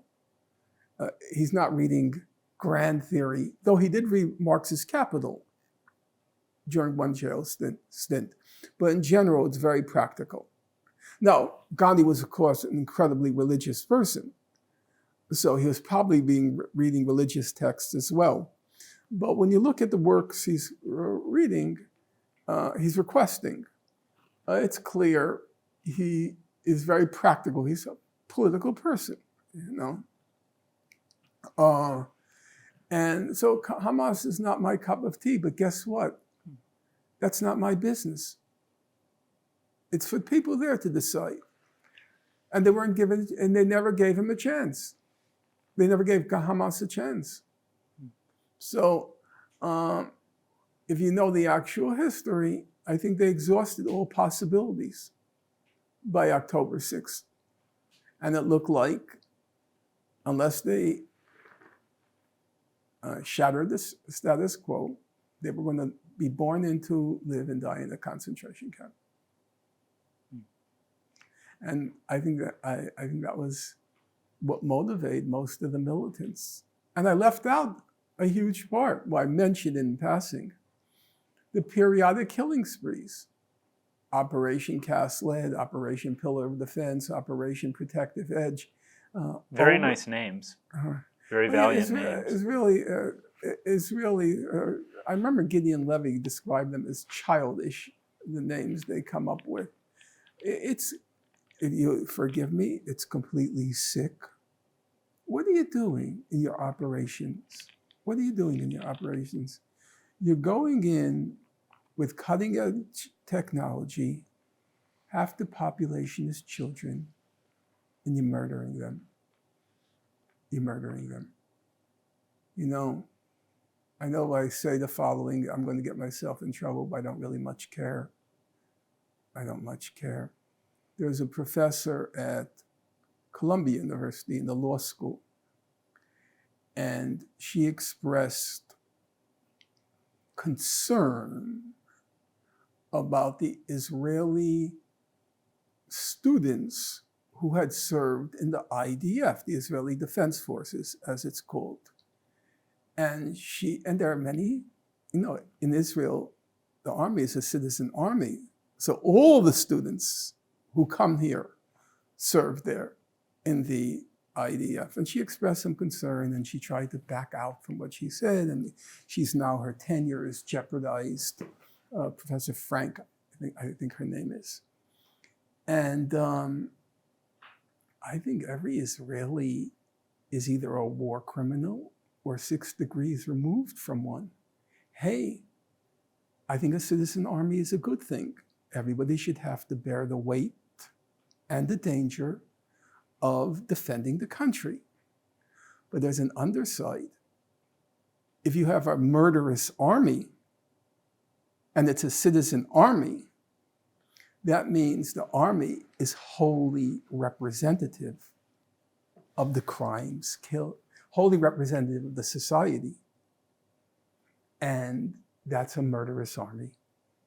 There are two final things, or I guess maybe it's just one final thing I wanted to ask about Hamas before we move on. Mm-hmm. And this is something that I think even if you are not an expert on Hamas, you'd probably be able to answer. And it's one of these things that I hear is that Israel is not responsible for the poverty, at least entirely, in Gaza. And in fact, what's happening is that the leaders of Hamas are these lavish billionaires who are siphoning money out of the people so they can live these lavish lives. This is something that, another thing that I hear is from, I think I heard this from Sam Harris, so I don't want to be totally wrong on this, but that Hamas is just such a horrible anti-Semitic organization that the West simply cannot tolerate them.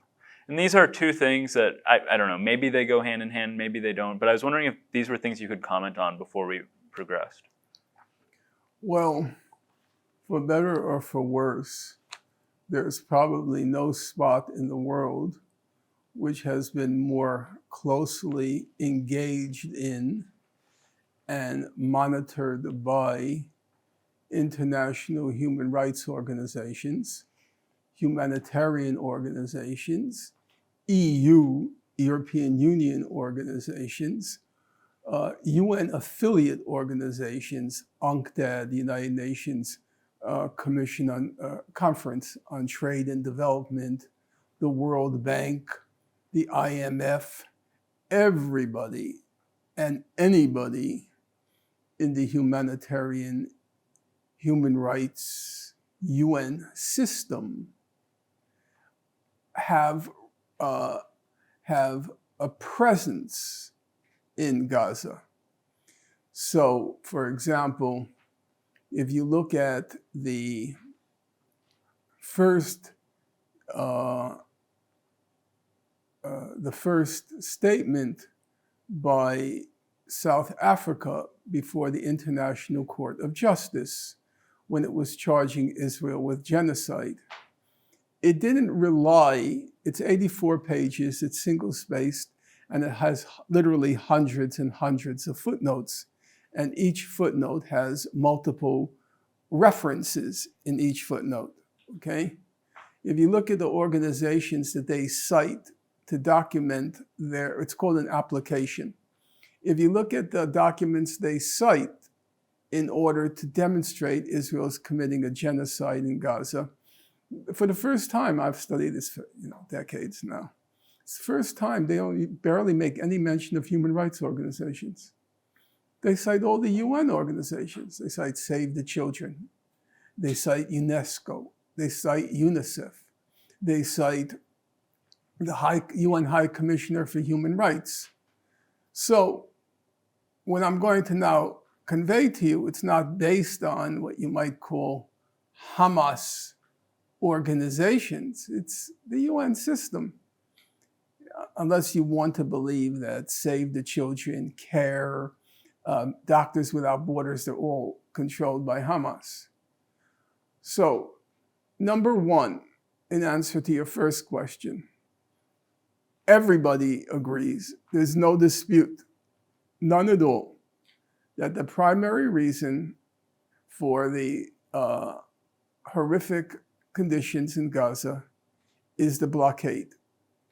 You'll have some criticism of Hamas here and there, but nobody disputes that the primary cause of the abject poverty that Gaza experienced beginning 2006 in particular, though it goes further back, but in particular since 2006, the primary cause is the blockade, okay?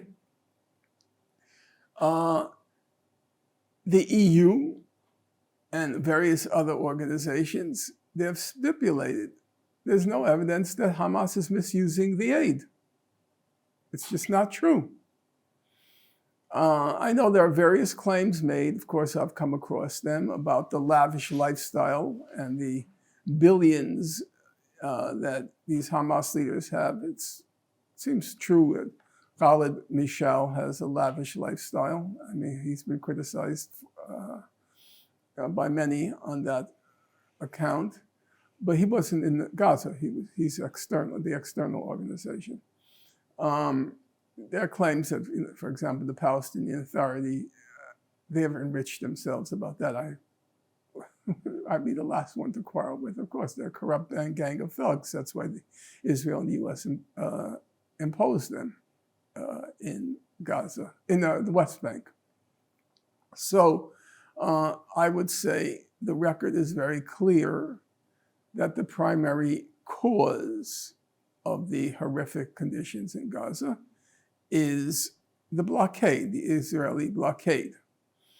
And as I said, it was a calculated policy to make conditions as horrible as possible so that people would rise up and get rid of Hamas. That was their policy. They were very, very clear about that.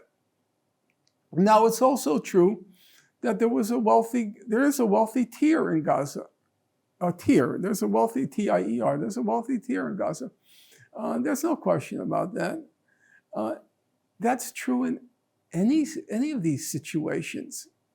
I don't know if you're Jewish or not, but if you know Jewish history, Jewish lore, so to speak, in the Warsaw Ghetto.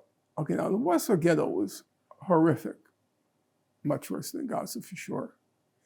My mother would talk about, you're walking through the ghetto and all these people are dying of typhus and dysentery and the bodies are all over the street, But guess what? And the hunger was horrible. It's an interesting thing I never asked, but it was a curiosity for me. My mother never talked really about the horrific conditions like in the concentration camp. She always talked about the hunger. In any event, there was a rich group in the Warsaw Ghetto. Really? Oh yeah, it was called. You'll be surprised. It was called the 13. The 13, and you know what the 13 represented? It was 13 Lenchno Street, and that's where they used to hang out. They were the smugglers and the collaborators. And they lived a very good life. I know that sounds strange. The best depiction of it is the stars did not, I can't remember the star. It was the author is named Bernard Goldstein. The stars did not something. And he describes them. They were, it was like, it's our last days, let's live a merry life. And they lived very well. So when I read about that tier in Gaza, it immediately leapt to mind to me was the 13, and they were hated. There were two groups who were hated in the ghettos. One was the Jewish councils, what were called the Judenrat. Judenrat, the Jewish councils. They were like the Palestinian Authority. They were appointed by the Nazis to do the dirty work. They knew that they were deporting Jews to the extermination. They knew it, but they did anyway. And so the Jews thought they were, the expression the Nazis used was, we're resettling you in the East. But they weren't resettling in the East. They were sending them to be exterminated. And they went along with it, to save. At the beginning, you could say, at the beginning they thought they were doing a service by acting as, on the Jewish council, acting as a leadership. But at a certain point, they were, in the case of Warsaw, the famous head of the Judenrat, God, his name just slipped my mind. And he committed suicide when he realized this has become very dirty. I can't remember his name. He has a diary, so we know his thinking. But by the end, they were all scum, and they were hated. Actually, when the Warsaw Ghetto, when the uprising began, the first person they killed was the lieutenant of the of the Jewish Judenrat there. They killed him, and they put a placard in his body, and the placard read. My mother always told the story. She said, the placard read, "You lived like a dog, you die like a dog." So that sort of tier exists in every situation, even the situation as atrocious as the Warsaw Ghetto. But there's just no evidence, as I said, that these things are closely monitored by the EU. They're not giving money to enrich Hamas. they're very closely monitoring what their money's being used for. So there's no evidence. And all, World Bank, IMF, UNCTAD, these are serious organizations. And, they put out reports to the point of insanity. Because they were putting out these reports as if Gaza had an economy. So they were comparing it with this third world country and comparing it with that. What are you talking about? There's no Gaza. There's no economy in Gaza. It's all just Western donations. There's no economy there. But they turned out one report, another report, another report. The world's greatest authority on the reports is Sarah Roy at Harvard University. She wrote the standard work. It's called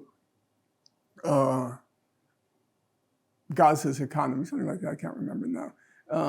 She's Jewish, by the way. Her parents were in Auschwitz. She's the real McCoy. And she became the world's leading economic expert on Gaza. And her book is just a distillation of all of these reports, which are, as I said, to the point of insanity, because there's no economy in Gaza. What are you talking about here? 90% of the people in Gaza live on donations, on charity, because there's no economy. Remember, nothing can go in and nothing can leave Gaza without Israel's approval, okay? And there was a point where Israel allowed strawberries to export strawberries. But there was a point, and I'm serious. Okay. There was, I don't make these things up. Yeah. There was a point where Israel had a list of things that could not go into Gaza. You know some of the things that weren't allowed in? What? Chocolate, potato chips, baby chicks, spices, coriander. It couldn't go in. Yeah. I can't fathom any reason for that. Yeah, well, that's the funny thing. They say, oh, well, they did it for security reasons, really. They were afraid of a bombardment of bonbons. No, it was all designed to torture them. Yeah. It was designed to torture them, to make life so unbearable that they would get rid of Hamas. I think I've answered the two questions that you put to me as best as I can. On the first question, I feel very confident because there's just such a voluminous record from the most respected international agencies and organizations about how the money that was donated was used. And the second, yes, there was corruption. For example, there was a period when Morsi was in power in Egypt. He was the Muslim Brotherhood, okay?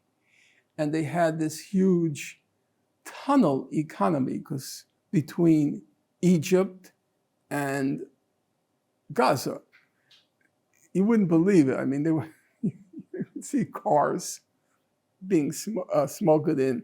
And a lot of people enriched themselves from this tunnel economy. And of course, to me, it made perfect sense because those were the smugglers in the Warsaw Ghetto. So there were people who got rich off of it. It ended because of when Morsi was overthrown. He was elected, during the Arab Spring, and then he was overthrown by Sisi, who's the current president of Egypt. Morsi hated Hamas. Hamas was an offshoot of the Muslim Brotherhood, and they were the ones who were deposed in the coup. So he sealed all the tunnels, and the tunnel economy ended with that. As I say, I feel confident that the record has been documented and the claims that are made are simply false. I've read through nothing like Sarah. but I have read through a lot of those reports, and the conclusion of all of them is the main factor in the misery in Gaza is the blockade. Well, I think it's only fitting that after a couple of hours of an episode about October 7th, we finally get to October 7th itself. And I'm sure that in the coming days, there will be a deluge of information reminding us about what happened. But I'm sure a lot of it will also not be correct, or it will be twisted to serve some agenda or other. And you always strive for objectivity, even if people accuse you of doing the opposite. But I've been in your home. I have seen the copious amount of documents, and you've explained to me how you use them and how you vet them. So I think you're the right person to ask, just what was it that happened on October 7th a year ago? How sophisticated was the operation? How did Israel respond? How planned was it? What effect did it have on the Israeli military's mentality? There's a whole constellation of questions there. Right, and to quite a few of those questions, I don't have an answer because I don't think we'll probably ever know what was Hamas's intention on October 7th. And it's not even clear they had an intention beyond just trying to, as I say, a roll of the dice. If you were to ask me if I can rephrase your questions in such a way as for me to give a productive response, because there are a lot of them I don't have an answer to. I'm not going to pretend to. I would say, first of all, obvious first question is, what did Hamas intend? As I said, I don't have an answer to that question. I think it's clear that the attack on October 7th had a military component. They attacked, my understanding is, they attacked 7 military bases. I think it had a civilian component. They wanted to cause a massacre of civilians to convey the message, if we're not safe, you're not safe. And also to convey the message of Nat Turner, to create a national crisis by targeting civilians, even children in the case of Turner, in order to cause a national reckoning. As to whether they expected it would be of such dimensions, or it proved to be so easy that it rapidly escalated into something which they hadn't predicted, I think there's a possibility of that, especially since 1/4 of the deaths of civilians, I think, 1/4 of the deaths of civilians occurred at the music festival, the Nova Music Festival, and they didn't even know that was going to happen. They didn't know there was going to be a music festival. So it's quite possible that the number of deaths reached a much higher mark because of opportunities that they didn't expect and occasions which they didn't anticipate. That's not an excuse, that's just a description of what happened. I would say, having read a large number, but not all, the human rights reports, I still have a very big one I have to read, the one put out by Human Rights Watch, which is 250 pages. I read the most recent UN report put out by Navi Pillay, the Investigative Commission. I would say the record is clear and unambiguous that large-scale massacres occurred on that date.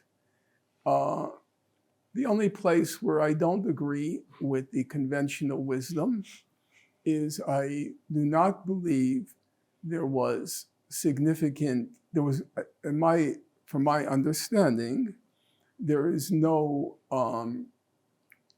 evidence that rape occurred on October 7th. I do not agree that sexual violence occurred on October 7th.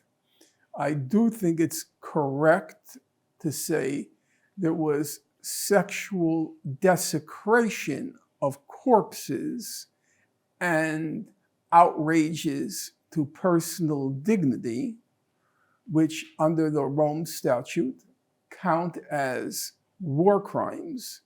But the claims of rape and sexual violence, I don't believe are accurate.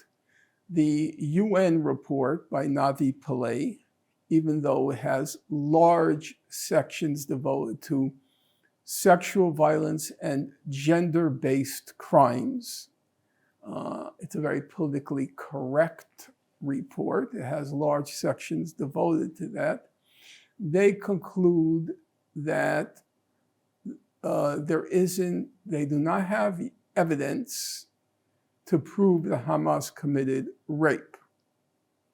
However, they insist on and claim to document that sexual violence occurred. I don't agree because, first of all, I do not believe and the report is actually in parts acknowledges it, sexual desecration, for example, tearing the clothes off a corpse, exposing the genitals, that doesn't constitute sexual violence. I'm not saying it's better or worse. I'm simply saying it doesn't constitute sexual violence. By definition, sexual violence would have to cause some sort of physical injury. You can't cause physical injury to a corpse, and you can't cause psychological injury to a corpse. So I don't think that's accurate. And then the claims they made about sexual violence I found completely ridiculous. For example, they said things like, a woman was kidnapped and she was forced to sit on a motorbike between two Hamas men, and the report called that coerced intimacy. Okay? Now, hostage taking is a crime. I'm not going to dispute that. And it's a war crime under the Rome Statute. I'm not going to dispute that. That to me is transparently the case. Not transparently, it's literally the case. Okay? But there's nowhere in international law that says that if you kidnap a woman, you have to book a Uber. Right. That's just stupid. Okay? That's just stupid. And that's the kind of proof they adduced for sexual violence. Let me just say two more things about it. Israel fabricated that story. And in some respects, it was totally gratuitous. The crimes were so horrific on October 7th. You didn't need that. You didn't need the sexual violence. They did it because they wanted, first of all of their propaganda, what they call Hasbara, is directed at the United States. And the notion of, the dark-skinned male committing rape and so forth, it plays well in the US because of our own history, which I don't need to inform the audience of, the lynchings because of alleged rape and so forth. And so it was a good propaganda tool. People like Sheryl Sandberg, the head of Facebook? No. She's had it's called Meta now. Yeah. Yeah. So she did the whole movie, Screams Before Silence, about the rape. It was all fantasy. She's our Leni Riefenstahl. Or D.W. Griffith, Birth of a Nation. And Birth of a Nation was designed to give a good name to the Ku Klux Klan and to justify the lynchings. Mm-hmm.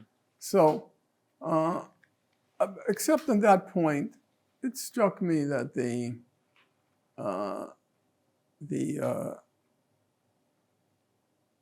UN report was accurate. So that's the Israel side. And then the UN put out the second report, which is on what happened after October 7th. They go from October 7th to December. And that's what Israel did. and or what was unfolding in Gaza. So what's my take on that? I think Israel had three aims. I said this from the beginning, and I haven't seen any reason to revise my judgment. I made many errors, I know that, and I'm not afraid to acknowledge them. But the basic picture I think I got right. I said Israel had three aims. Number one was clearly revenge, bloodlust. I think the revenge and bloodlust was compounded by a outrage that these Untermenschen, these subhumans in Gaza, would dare do that to the Übermenschen. The outrage and indignation, I think that was a compounding element to the sheer bloodlust for revenge. And it's clear they got that. They achieved that aim. They continue each day. The Israelis are creatures of opportunity. And they know now that since the elevation of Kamala Harris, all of the headlines have moved away from Gaza and to the presidential election. If you look at, say, the New York Times today, even Lebanon and Gaza, very low. This has been very apparent to me as I've followed these things. Very low, very low. There were, of course, there's North Carolina, Helen, Kamala Harris, the debate, Trump, and so forth. And then, so the Israelis know the salience of Gaza has been significantly reduced in our media. And whatever attention is paid to that corner of the world, it's paid now to Lebanon and Iran. And so if you follow the news, every day there's a massacre in Gaza. 20 people here, 50 people here, literally 100 people there. They are going to exact their revenge down to the last person. The second goal, and as I said, that goal was achieved.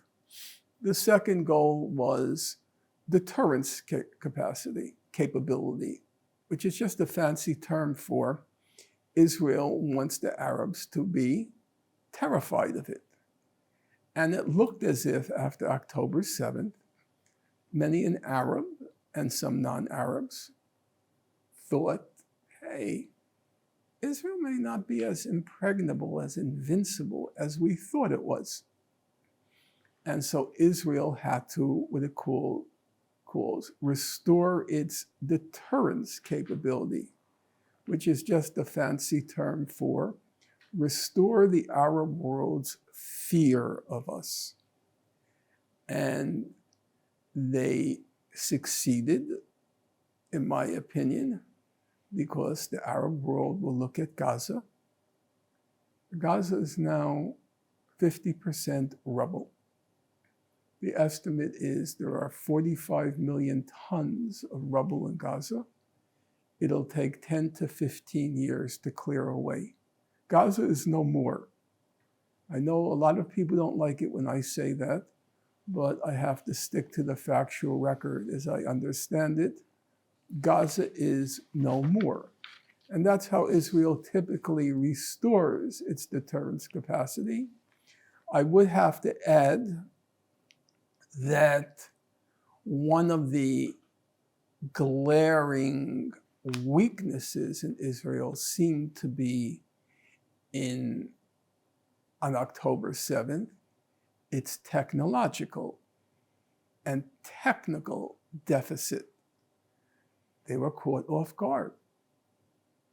And they restored that technical deficit in the last month with the pager and walkie-talkie booby traps and the systematic assassination, one by one, of all the Hamas and Hezbollah leaders, not Hamas, but Hezbollah leaders. They restored their the fear of their technical capacity. Restore the fear of everyone's fear. Now, Israel has opened a new page in our history. Everybody's going to be terrified of iPhones being booby-trapped. That had never happened. That's a new thing. Israel crossed that threshold in barbarism.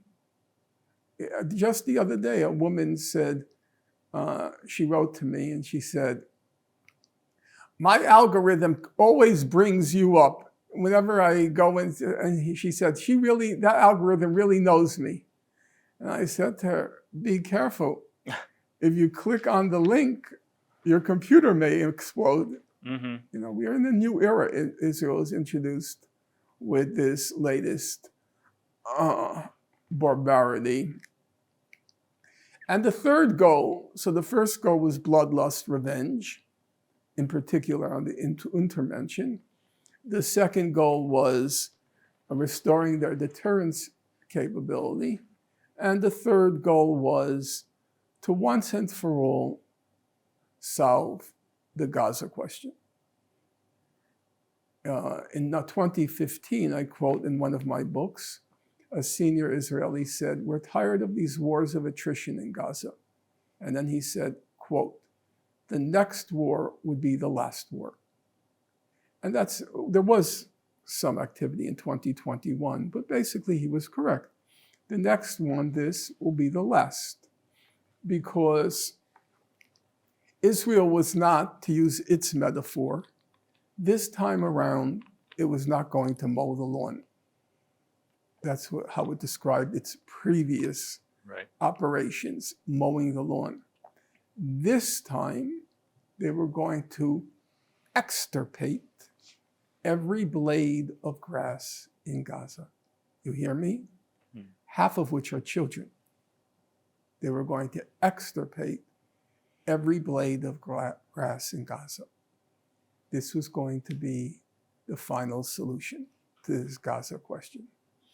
And there they basically had three choices. One, which is what they attempted at the beginning, to expel the population from Gaza, to clean it out. A giant ethnic cleansing. And that was clearly what they were attempting when they, remember, by October 12th to 13th, they said everybody in the north should move out. That was what they were attempting, but it was apparently President Sisi in Egypt said, no, they're not coming to the Sinai. I'm not going to let them in. They wanted to expel them all to the northern Sinai. Now, it's not correct that they didn't achieve that at all. The estimate now is up to about 200,000 Gazans have been expelled. It's not significant. The population is 2.3 million, but they still did manage to expel about 200,000 Gazans. I got the figure wrong when I spoke with Glenn Greenwald. At that time, I was reading 300,000 to 500,000, but after investigating it more closely, the better estimate is 200,000. So they had, the first option was the ethnic cleansing. The second option was just an outright extermination, a wholesale genocide. And there were some people, in the Israeli government, people like the Minister of Antiquities who said we should drop the atomic bomb on Gaza. But they couldn't do that because international public opinion wouldn't tolerate it. And so they eventually adopted the middle course. And the middle course was very simple. They said it all the time. We're going to make Gaza uninhabitable. You have two choices, as Gior Island put it, but it wasn't just Gior Island, it was many people. You can stay and starve, or you can leave. And that's basically what's been, that's the achievement. But it was impossible to leave. Well, you see, I don't think that's quite correct. I mean, that's a fair objection, and you should ask me. I don't think that's quite correct. Well, I think earlier you said that it once cost $10,000 maybe to leave. Yes, that's but correct. Now that... What I think is going to happen is Half of Gaza is gone. It's been reduced to rubble. Israel will use the pretext of the tunnels that Hamas allegedly built. It will use the pretext of the tunnels to do what it did after Operation Protective Edge in Operation Cast Lead in 2008-9. After Operation Cast Lead, they said, we're not letting in cement because Hamas will use the cement to build the tunnels. When the Mavi Marmara on May 30th, 2010, that was the convoy of ships that was coming to Gaza. When the Mavi Marmara was coming to Gaza, one of Israel attacked it, killed, typical Israel fashion, like Al Capone killed 9 people, and then the 10th died on the ship. It was a humanitarian convoy. It carried 10,000 tons of supplies for Gaza. And among the supplies was cement, because you can't rebuild without cement. And this was after Operation Cast Lead. And now Israel is going to say, we're not going to let in cement. So between the fact that there's 10 to 15 million tons of rubble, it'll take,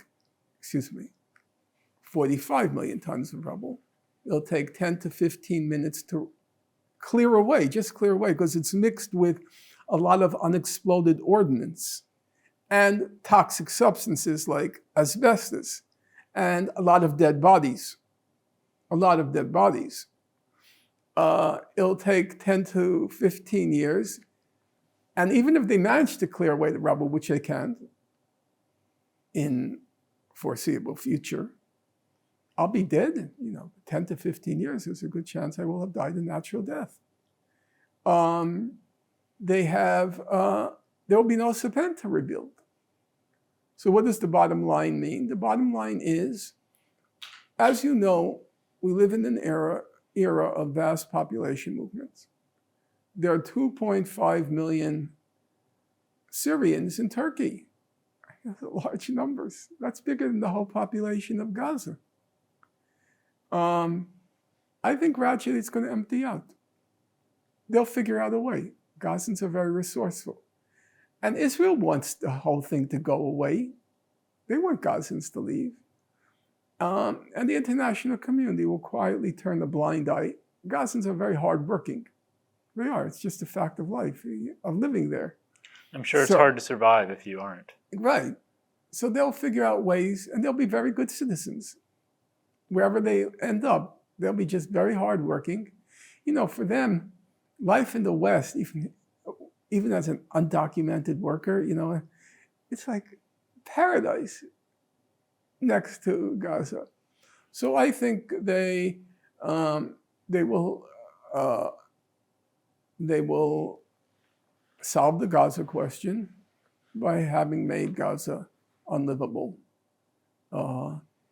And they will have achieved all of their initial goals. The initial goals, as I said, were deterrence capability, restoring their deterrence capability, the bloodlust, and solving the Gaza question. I think they will have solved the Gaza question by making Gaza unlivable. I think their subsequent aims, when Hezbollah, in solidarity with the people of Gaza, began firing the rockets in a very calibrated way in northern Israel, I don't think, to my knowledge, no one has been killed. They were forced to relocate about 60,000 Israelis. That's the standard estimate, 50 to 60,000. Some people said up to 100,000, but I don't think that number holds up anymore. Were forced to leave their homes. But actually killing, no. They were very careful to target only military sites. Well, that gave Israel a new opportunity to finally rid itself of Hezbollah. As of now, I'm doubtful they'll be able to achieve that goal because they can't achieve it without a ground invasion. And of course, the big Megillah was Iran. And they can't carry out the ground invasion. That's out. because we already saw the first day they lost 8 soldiers. And that's, they're not even a mile into the Lebanon. And with Iran, there's going to be a big retaliation now by Israel. I can't predict where. Some people tell me the oil fields. I don't know. And what I guess is going to happen is, and this is pure speculation. I shouldn't do it because people will then say, you were wrong. My guess is there will be a UN Security Council resolution calling for a ceasefire everywhere, meaning Gaza, Lebanon, Iran, after Israel gets its retaliation. That's how the operation, that's how the Lebanon war ended in 2006. Israel didn't want to invade Lebanon. It was 34 days. And Israel amassed all the troops, but it didn't want to invade because they knew the casualties. Because Hamas, in his last speech, Nasrallah said, please invade. Please, we welcome you, invade. Because they wanted that opportunity. That ground war? Yeah, to settle the scores. Like the Russian Red Army at the end of World War II, as it swept across. And, just to give you one example, when the Americans liberated the camps, they arrested Nazi guards and so forth.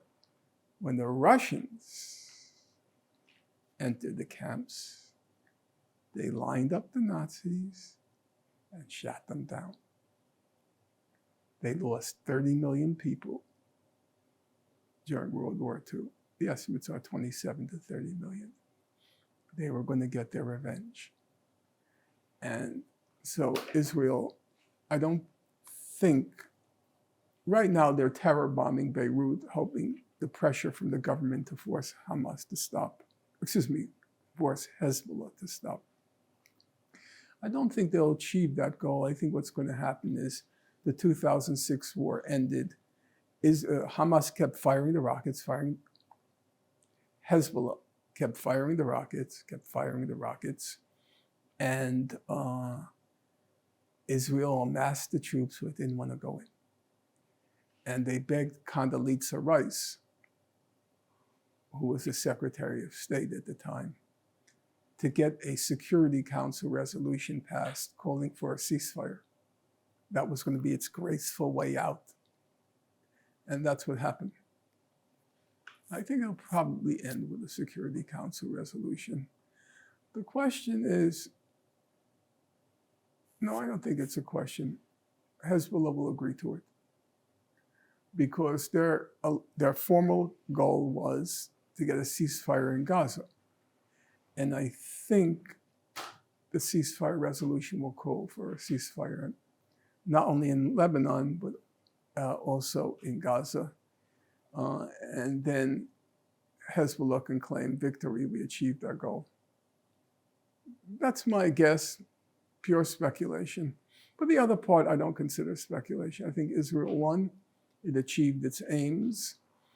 I think the short-term damage to Hezbollah is not significant. The medium and long term is very significant because of the loss of Nasrallah's leadership. And Iran, you might know in the morning news, it was stated that Iran said, we don't want a war. It sent a message to the US, but we're tired of just absorbing the blows. We're not going to sit quietly. One other question that I have is, why do you think it is that Israel always seems to win when it is at the same time a global pariah? Mm-hmm. Well, I think there are several aspects to the question. first of all, it has the United States and the European countries in its corner.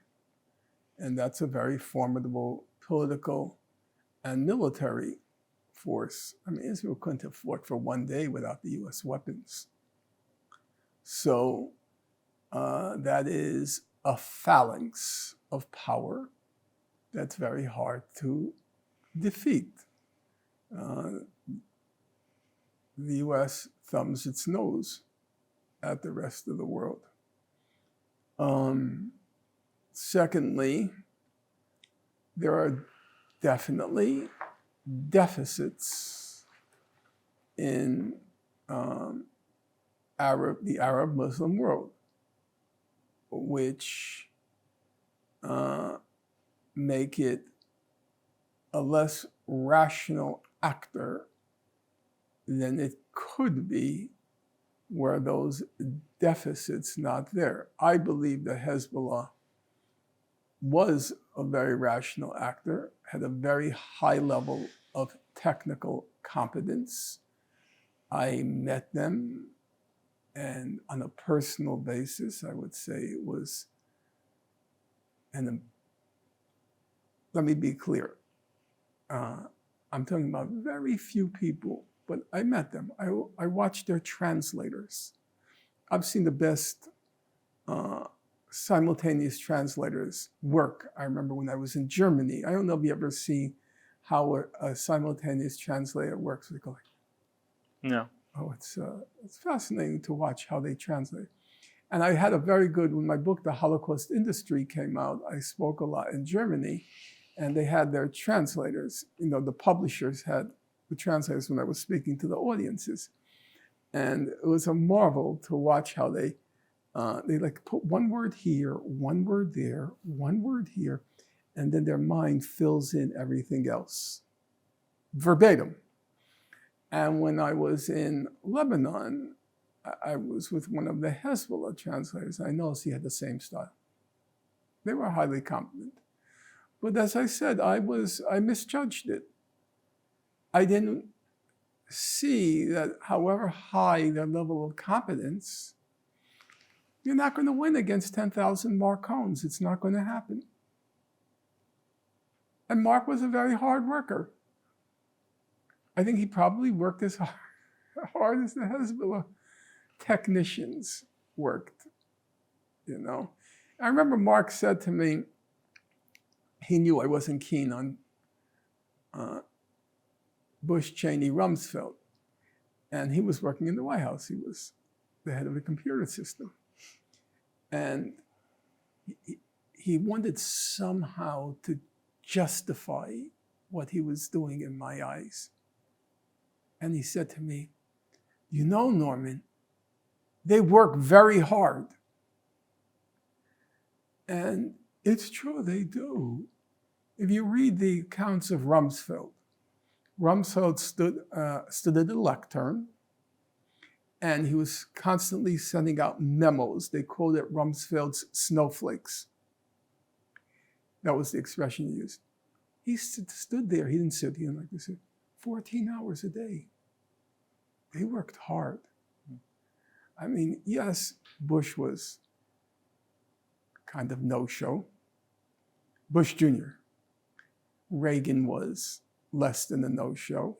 They said he used to be in the Oval Office maybe 3 hours eating jelly beans. Good taste. But they work hard. I kind of didn't see that. So in general, there wasn't the level of competence and dedication of Hezbollah.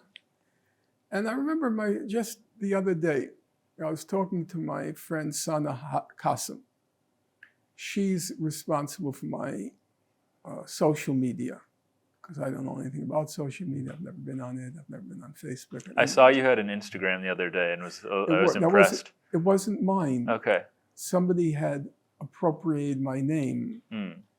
And you don't strike me as an Instagram guy. You don't have a cell phone. I don't even know what it is. Yeah. But I was very upset about that because they were posting things and that whoever did it posting things which were totally antithetical to my beliefs. And I understood that we finally got it down. You know, it's very hard to get these things removed. In any event, Sana Qasim, she's a chemist. She's Palestinian. And she's a chemist.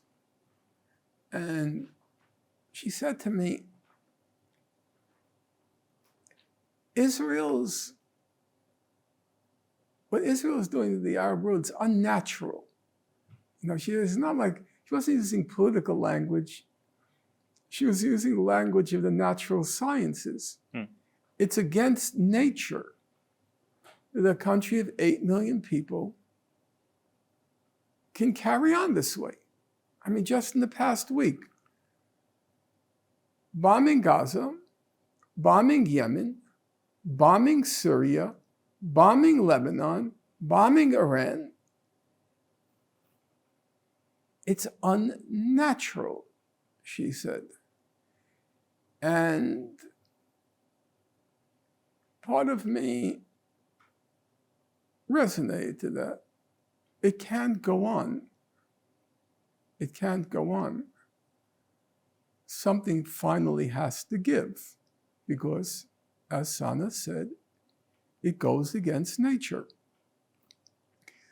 But then the other part of me says, number one, there's no reason why. My memories are very vivid, say, of the decision to invade Iraq in 2003.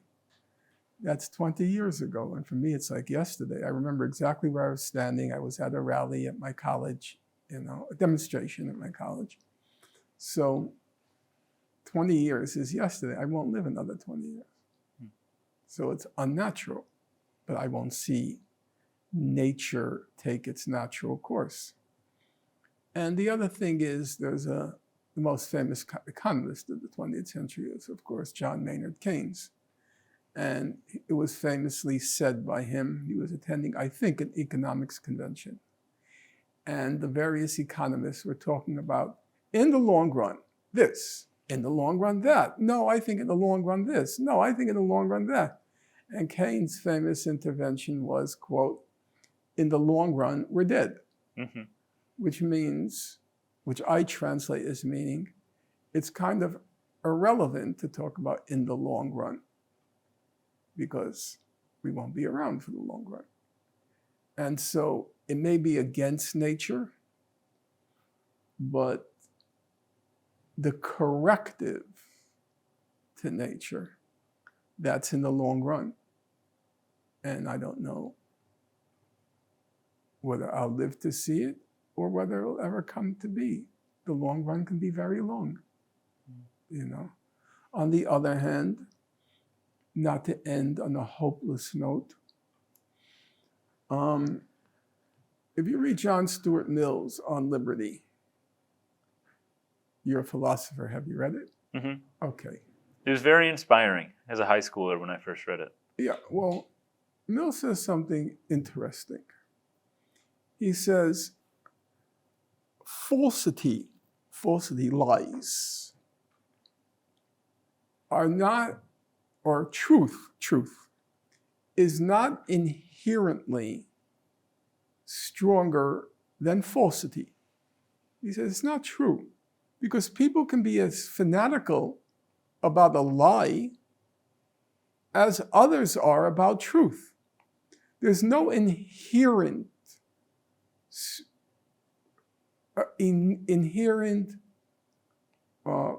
power for truth over falsity.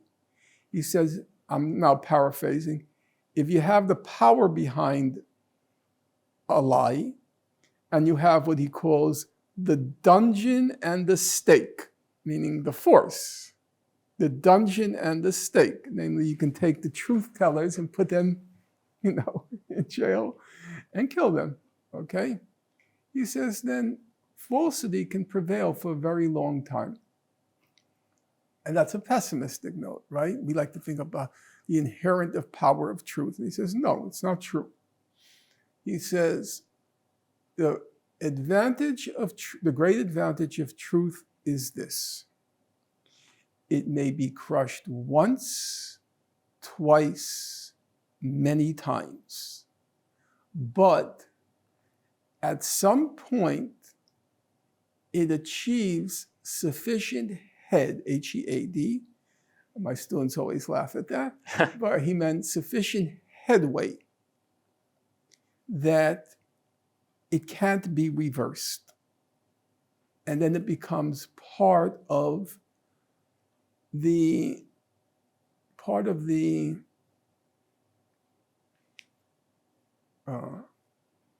inheritance of civilization. So you take examples. As we all know, slave uprisings have occurred since ancient times, going back to Spartacus, the slave uprisings. And they were crushed once, twice, many times. And then come the 19th century, the whole history of chattel slavery. I'm not talking about wage slavery now or other forms of slavery. Chattel slavery, it's completely overturned. It's abolished in the course of the 19th century. Once, twice, many times, but then there comes a moment where it achieves sufficient headway that it can't be reversed. And I think it's fair to say it's impossible to imagine chattel slavery being restored anywhere in the world at this point, at least legally, it being restored. And then the same thing happened with women's emancipation. Since the dawn of time, the proposition of the equality of women, male and female, women and men, has been put forth since ancient times, and it was crushed, suppressed, until not the 19th century, but the 20th century. And women won the right to vote. And I think it's fair to say again, however reactionary a regime comes to power anywhere in the world, it's unimaginable that they would abolish the women's right to vote. That has become part of the inheritance of civilization. It's irreversible, I believe.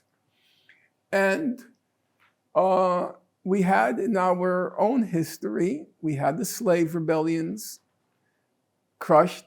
There weren't that many, by the way, but to the extent that we had them, they were repressed, until a time came and they became irreversible. So on that note, we might be on one point in the trajectory to trying to achieve a certain degree of justice and putting nature on its natural course. I don't know. I don't really, to be honest with you, to be candid, as I've tried to be throughout this interview. As always. I don't really care anymore. You see, I'm an automatic pilot. This is each person. I don't think a person is his or her fate is predetermined. I don't believe that. But I do believe at some point in life, you discover what's your purpose, why you're here. And I found that purpose, and I just continue automatic pilot. This is what I will do to my last breath. I don't look at the news. I know you'll be surprised to hear that. I shut it out because the battle has now, the conflict has now shifted to the battlefield. I have no control over that. I don't have rockets to fire, missiles to aim, a body to fight. I have no control over that. I just continue on my path. I get up, I'm writing something now, so dense, so tedious. Can't wait to talk about it. No, you can't wait not. We'll see. So on Gaza, and I just continue. You know, Professor Chomsky, he liked to quote Confucius on him saying that the sign of virtue is when you continue doing what you do with the certainty that you're going to lose. Now, Professor Chomsky was always the voice of doom. Always. He never saw, the glass was always empty. It wasn't half empty, it was empty. But no, it wasn't. It just hit me. It wasn't half empty, it was always empty. But that never deterred him at all, because it was the right thing to do. You have to achieve a certain epiphany where you say to yourself, you're not doing it because you're hoping to win. You're doing it because you should do it. Now, that's not an entirely unproblematic statement, because you have a choice between investing your being in something which can't win versus investing your being in something that can win. So, rationally speaking, why would you invest your being in a cause that can't win when you can invest it in one that can win? I think that was something paradoxical in Professor Chomsky, because he always took causes which he didn't think you could win. Mm-hmm. He never believed you could win anything in East Timor. East Timor was a tiny, it was like Palestine, this tiny little place which was occupied by Indonesia. And Indonesia carried out a horrific genocide. It was the largest genocide post-World War II anywhere in the world, wiped out a third of the population. It was 600,000 people in East Timor. Indonesia wiped out 200,000. Chomsky had no hope whatsoever of achieving anything in East Timor. But you know what? He put East Timor on the map. I mean, there were a lot of people who were working on it. Don't get me wrong. There were a lot of people quietly working on East Timor. But it was never a high-profile issue on the international stage until he started to write about it. Now, they did win independence. They did. But he never expected it. But that didn't deter him, which was kind of irrational, because Professor Chomsky had so much stature, so much moral power, that he could have invested it in a cause where his investment would tip the scale in favor of winning. Mm-hmm. But he didn't do that. And I don't do that. And that's the right note on which to end this. So, Norman, I knew even before I reached out to you about this that you were the singular right person to have this conversation with. So thank you so much for everything. Thank you so much for all of these conversations. It's always been my pleasure, and I know that our listeners really love it too. Okay, well, thank you so much.